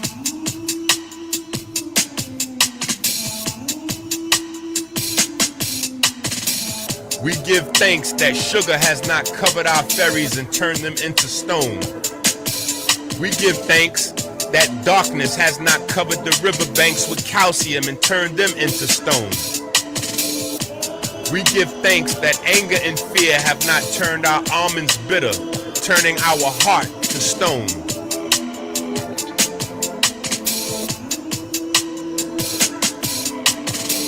We give thanks for smooth sailing upstream through the valley of death, through the superior vena cava into the right atrium.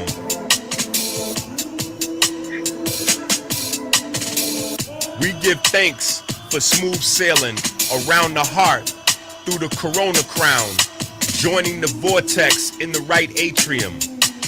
We give thanks for the perfect black solar repeater that induces the primary electromagnetic wave, opening the mouth of the Kodesh HaKodeshim.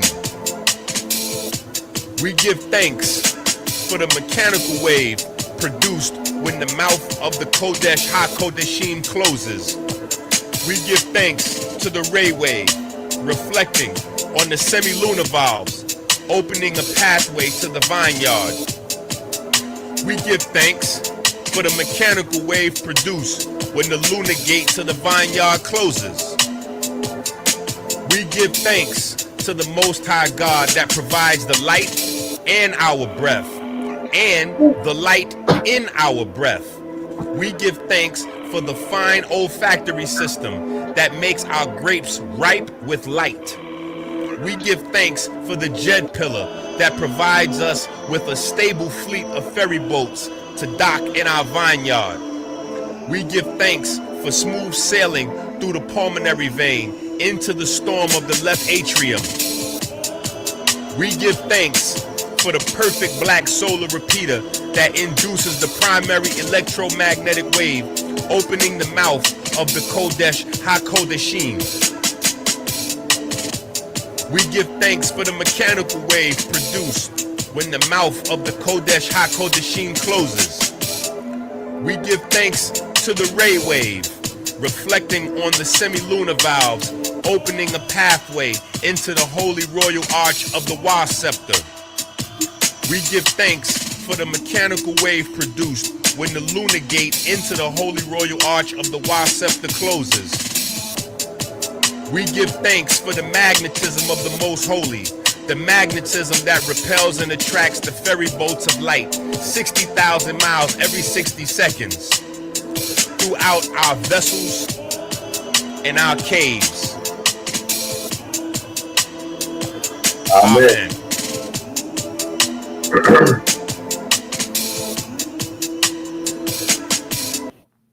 All right.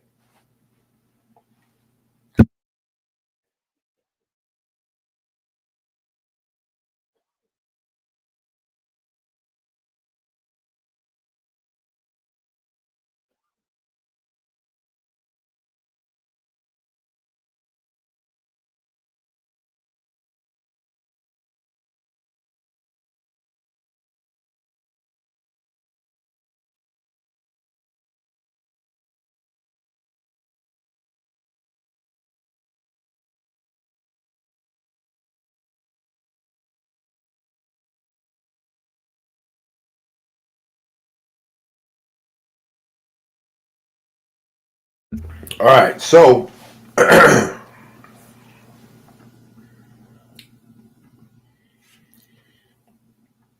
this is that lymphatic immunity book, and I was saying, here we go.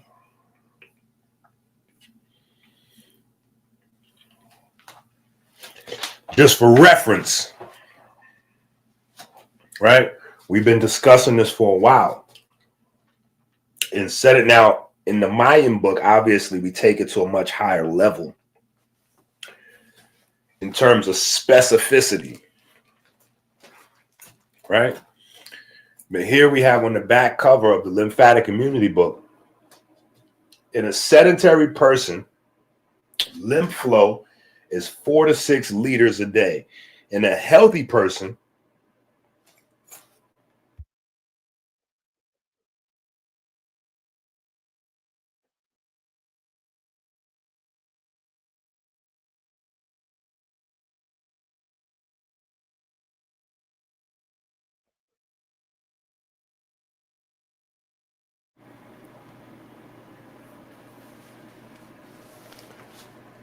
that number is greatly multiplied.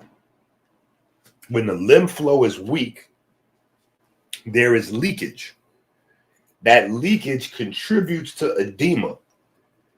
The lymphatic system has valves similar to the heart that help block backwash. They need zinc and exercise as well to stay functional. The average human would die without movement of their lymphatic system in 24 hours.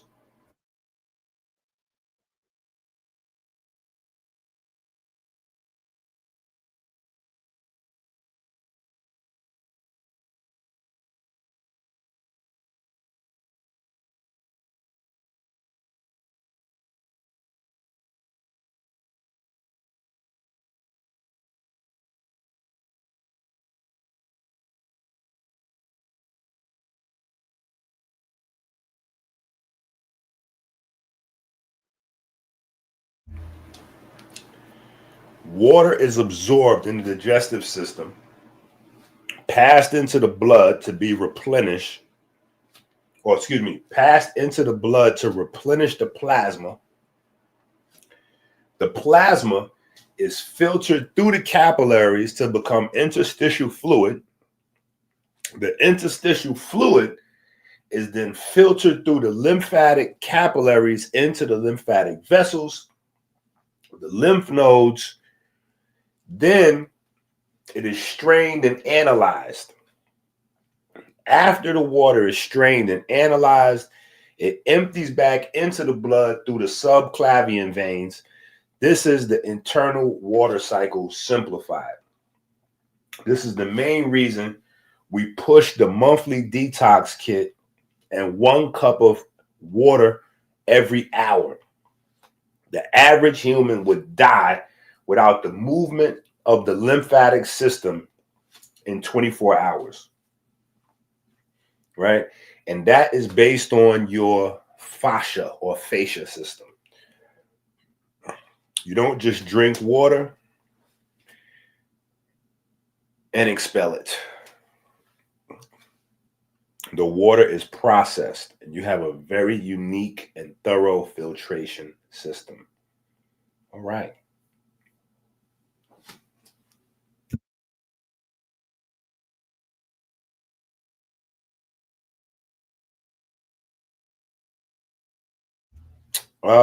Yeah. So I don't think anybody is awake, or you're not supposed to be. Because I do have some days where I do have some weeks where I shorten my week by maybe a couple of day or two, right? So there are some people that break night.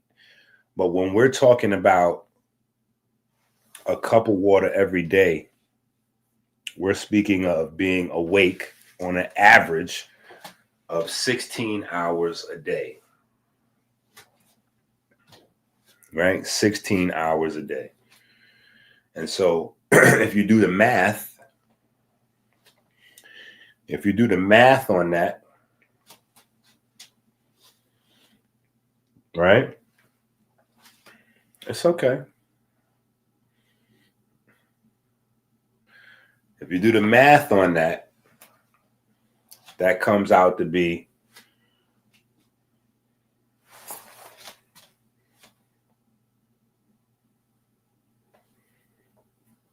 dun, dun, dun, dun, dun, dun, dun, dun, dun, dun, dun, dun, dun. Come on. Bantu Mandinka. I'm waiting for you to do the math.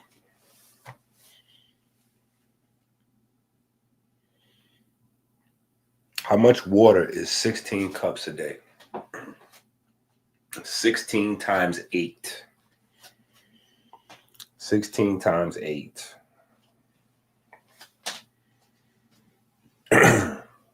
No. But how much water is that? I know it's 6. I know it's, yeah.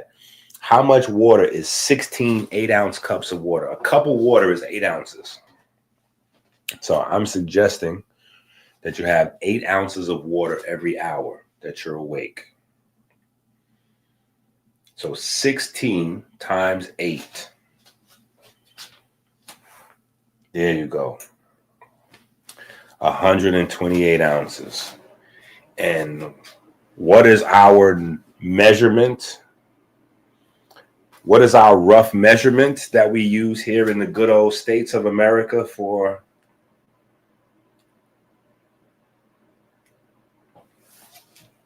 There you go. There you go. See, I know it's hard, because doctors don't have gold teeth. They don't really wear, doctors don't really wear gold teeth. But the reason why, instead of saying a gallon of water a day, I say a cup of water every hour, because frequency matters, right? When people hear a gallon of water every day, it allows them to think that they get the same benefit out of smushing a gallon in somewhere, right? So they may go to work or go to school throughout the day. And then, 5, 6 o'clock, they get home, boom, they grab a gallon and they try to knock off a gallon between maybe 6 o'clock and 9 o'clock, right? So not only are they going to the bathroom all night because they just pushed a gallon of water through their system in 2-3 hours, right? But you don't get the same benefit. You don't get the same benefit because you break it down throughout the day, assuming you're eating, right? You're going to have fiber from the food you're eating all throughout the day, which is going to allow a much higher percentage of that gallon to get where it needs to go. Yeah. Yeah. Well, again, not a gallon a day, a cup an hour. Even though that doesn't really, there's no cute little rhyme for that. Like a gallon a day keeps the doctor away. There's no cute little, I guess a cup an hour gives you some power. A cup an hour gives you some power. Right? Something to that effect. Anyway.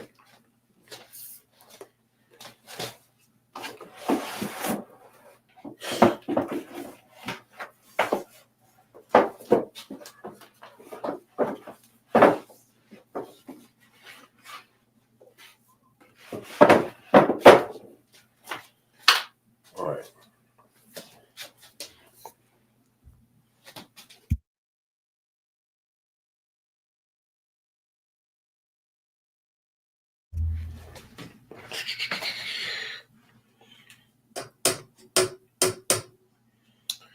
All right, so this white paper advances a central premise. Human regeneration is electrically driven, blah, blah, blah. That force multiplies blood flow up to 100-fold, blah, blah, blah. All right. In this framework, the ability to perform 40 push-ups is a proxy for total system readiness, nutrient delivery, blah, blah, blah, blah, blah. All right. Okay, yeah, I think we... Yes.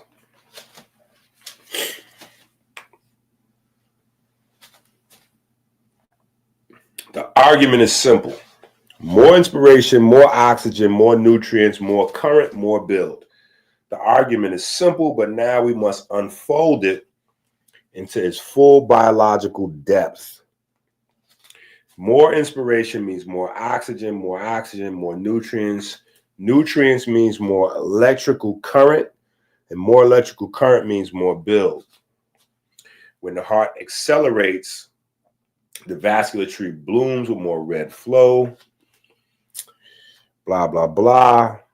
This works through the body's anabolic system, which we now should know is regulated by the melanin system.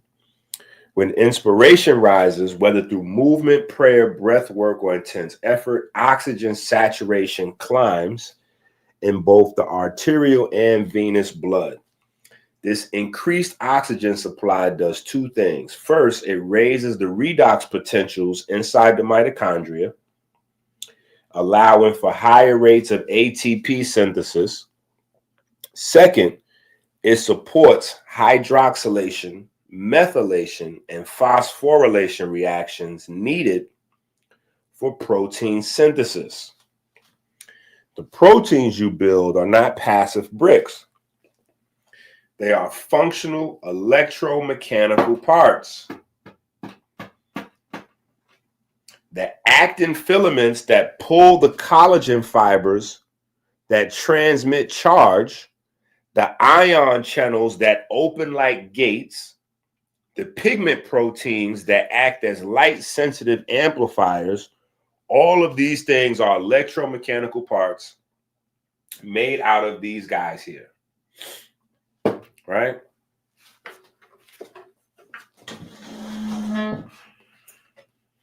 You got to go somewhere, chair. You in the way. You got to get you somewhere.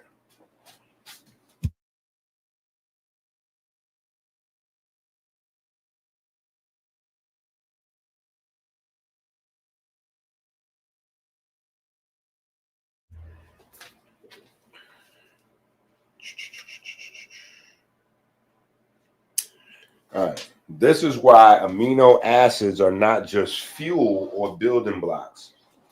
They are conductive, reactive, and piezoelectric materials. Every gram you deliver to your tissue becomes part of a living circuit. Lysine and proline fold into collagen triple helices, which convert mechanical stress into electrical potential. Tyrosine becomes melanin and neuromelanin, both of which are semiconductive, light-responsive materials that regulate electron flow. Methionine donates methyl groups for DNA stability and neurotransmitter balance. And every one of these amino acids is delivered faster and integrated more completely and kept in electrical alignment when the blood flow is high, right? So we're going into how to microdose exercise, the 60 and 60, right? The same way I was just making the point of, instead of just trying to do a gallon in 2 hours, you know, having that gallon microdosed throughout the day, right? Having your exercise microdosed right? Because you're suggested to get 20, 30 minutes a day. Well, 4 times 3 is 12. 4 times 5 is 20, right? So this is minimum 20 minutes a day. It's minimum 20 minutes a day, right? But it's just broken down into small, small parts, right?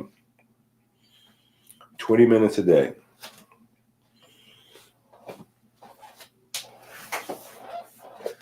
This is why flow magnitude is not a side note. It is the central dial on regeneration control. At the bottom of the scale, dew represents the gentle hydration of deep rest, roughly half your baseline perfusion. This is where repair enzymes work in the background, but nutrient delivery is minimal and mechanical stimulation is absent. As you rise through drip and trickle, your baseline and postural blood flow keep your organs alive, but doing little for regenerative surplus. Once you cross into stream and brook, brisk walking range, you start to deliver a noticeable oxygen surplus to the tissues, waking up the endothelial cells and beginning the cascade that will eventually reach the melanocortin receptors and get you into the anabolic space, right? So, again, what we're doing in the protein book, because remember in which order the books were released, right? Remember when the books were released, right? So we already have our system. We already have our system here of how the blood flow and the lymphatic system flow is set to go along with your mechanical pressure, right?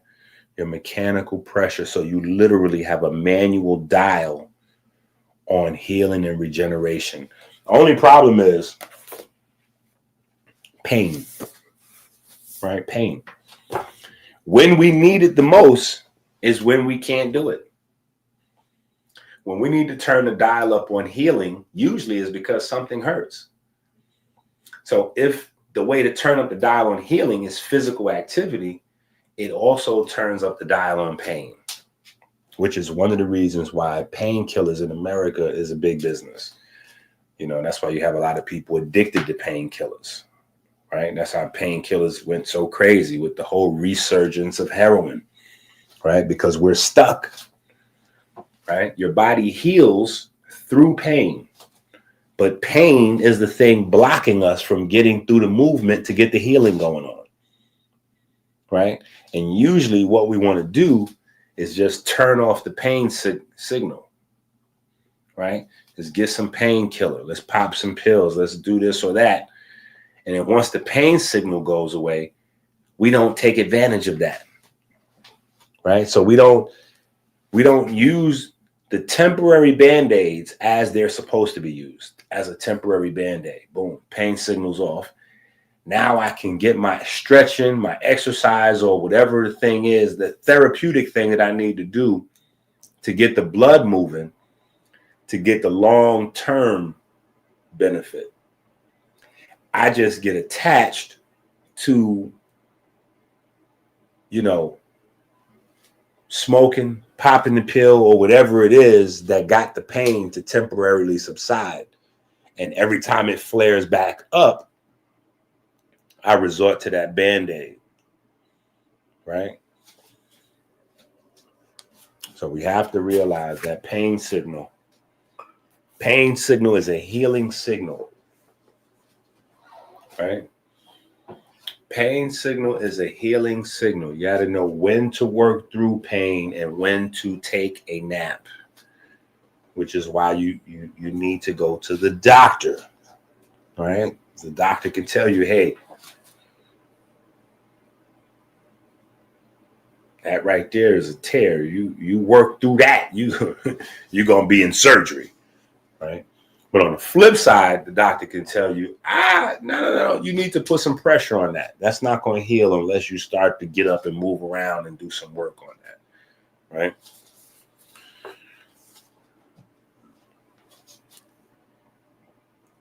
All right.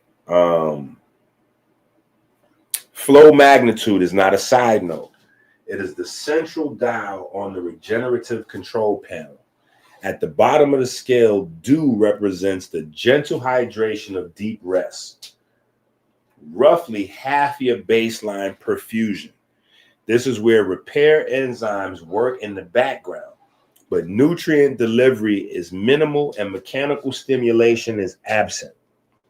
As you rise through drip and trickle, you approach baseline and postural blood flow, keeping your organs alive but doing little for regenerative surplus. Once you cross into stream and brook, brisk walking range, you start to deliver a noticeable amount of oxygen surplus, waking up the endothelial cells and beginning the cascade that will eventually reach the melanocortin receptors. It is in the creek to river zone, light jog to moderate exercise, that you see the first major anabolic trigger from the melanin system. Mechanical load and elevated oxygen tension activate POMC expression in the hypothalamus and pituitary, producing alpha melanocyte stimulating hormone and beta melanocyte stimulating hormone. These bind to MC3R and MC4R in the central nervous system, increasing nutrient partitioning toward lean muscle tissue and stimulating energy expenditure that favors muscle maintenance. In parallel, melanin stimulating hormone binds to MC5R in muscle and glandular tissue, enhancing the secretion of growth promoting factors and accelerating the repair processes. Right? This is literally how these books came about. So if you're new or you're just watching the first few times or whatever, as we was going through our class that's in its 11th week, we started to have some discussions and I realized we needed a few more books. Yeah, we needed a few more books. So that's where these books came from, and then they became their own classes, right? That's where these two books came from, and then they became their own classes. All right. When you push into flood and torrent rages, which is 25 to 70 times the resting blood flow, the entire network lights up. ACTH, which also comes from POMC, binds to the MC2R receptors in the adrenal cortex, producing DHEA alongside cortisol spikes. While cortisol's chronic presence is catabolic, acute surges during training mobilize amino acids and glucose for immediate repair work. A signal that is then followed by DHEA conversion into testosterone and estradiol. At this intensity, growth hormone release is also stimulated via melanin stimulating hormones influence on hypothalamic circuits, leading to downstream IGF-1 production in the liver and the muscles themselves. IGF-1 then activates mTOR, directly instructing ribosomes to increase myofibrillar protein synthesis and satellite cell fusion. Satellite cells are the stem cells at particular, like wherever you have muscle tissue, you have a little pool of stem cells for that muscle tissue. And those are called satellite cells, right? So we walked all the way down from blood flow all the way down to the ribosome and the DNA. Because remember, it's the DNA to the RNA, to the messenger RNA that initiates protein synthesis. Right? So we done walk this thing all the way down from your activity of maybe walking or doing a push-up, and how that increases the blood flow, and how that increased blood flow becomes a signal in and of itself for different activities, anabolic, regenerative, etc. The hormones that are released, the whole cascade process, all the way down to the molecular machine space, right? In this state, every amino acid you ingest has a higher probability of becoming part of a functioning tractile or structural unit. The vascular surge delivers leucine to mTOR, arginine to nitric oxide synthase, tyrosine to catecholamine synthesis, and glycine to collagen assembly, right? We're going to go back. We're going to read that again for you. We're going to go back to those, right? So you write notes. This is the big four. It's the big four for healing. This is the big four for healing. The vascular surge delivers leucine to mTOR, arginine to nitric oxide, tyrosine to catecholamine synthesis, and glycine to collagen assembly. And because high blood flow also increases the turnover of interstitial fluid, waste products like urea and lactic acid are flushed out faster, reducing feedback inhibition on anabolic processes. Remember, anabolic processes are not just about building muscle. It's also about regenerating your tissues. Push to the top. Tidal wave and tsunami intensities. And you hit the full regenerative floodgate. Blood flow is at 80 to 100 times the resting value. Capillaries are fully recruited. Mitochondria membranes are operating at their peak proton motive force. Here, the entire melanocortin system is operating in synchronous high output mode. MCR1 is maintaining anti-inflammatory tone in the immune cells and the melanocytes. MC2R sustaining adrenal androgen supply. MC3R is fine-tuning nutrient use towards lean muscle mass. MC4R is balancing the appetite. MC5R is maximizing secretion and repair in muscles and glands. At this apex, the regenerative potential is no longer theoretical. It is visible. Your wounds heal faster. Your muscle fibers thicken. The tendons get collagen crosslinks. Even your neural networks adapt through increased bone-derived nootropic factor, I believe, BDNF. Itself a secondary modulator of neuromuscular performance.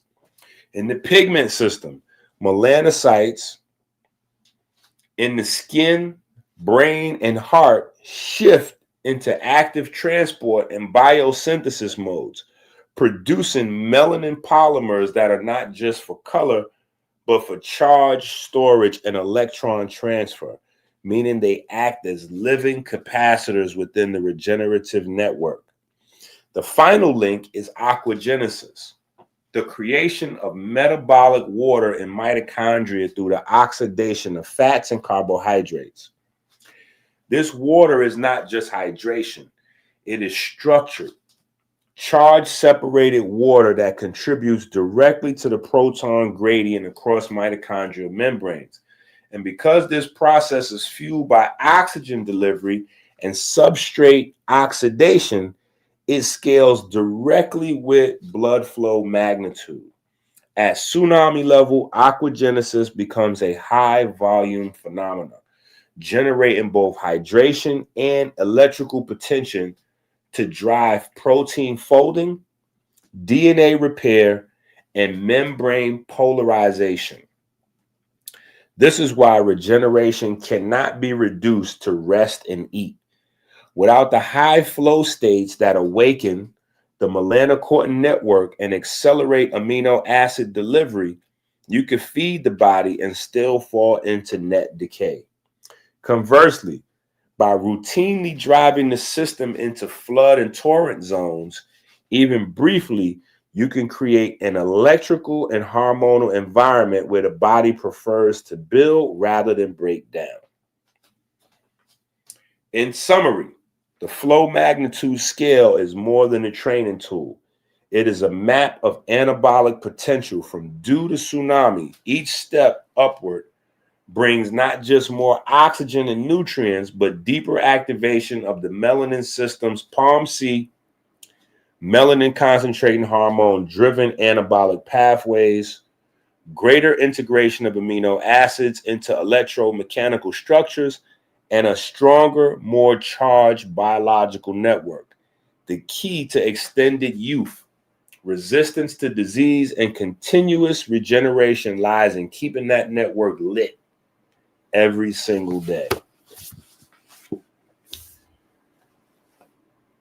Okay.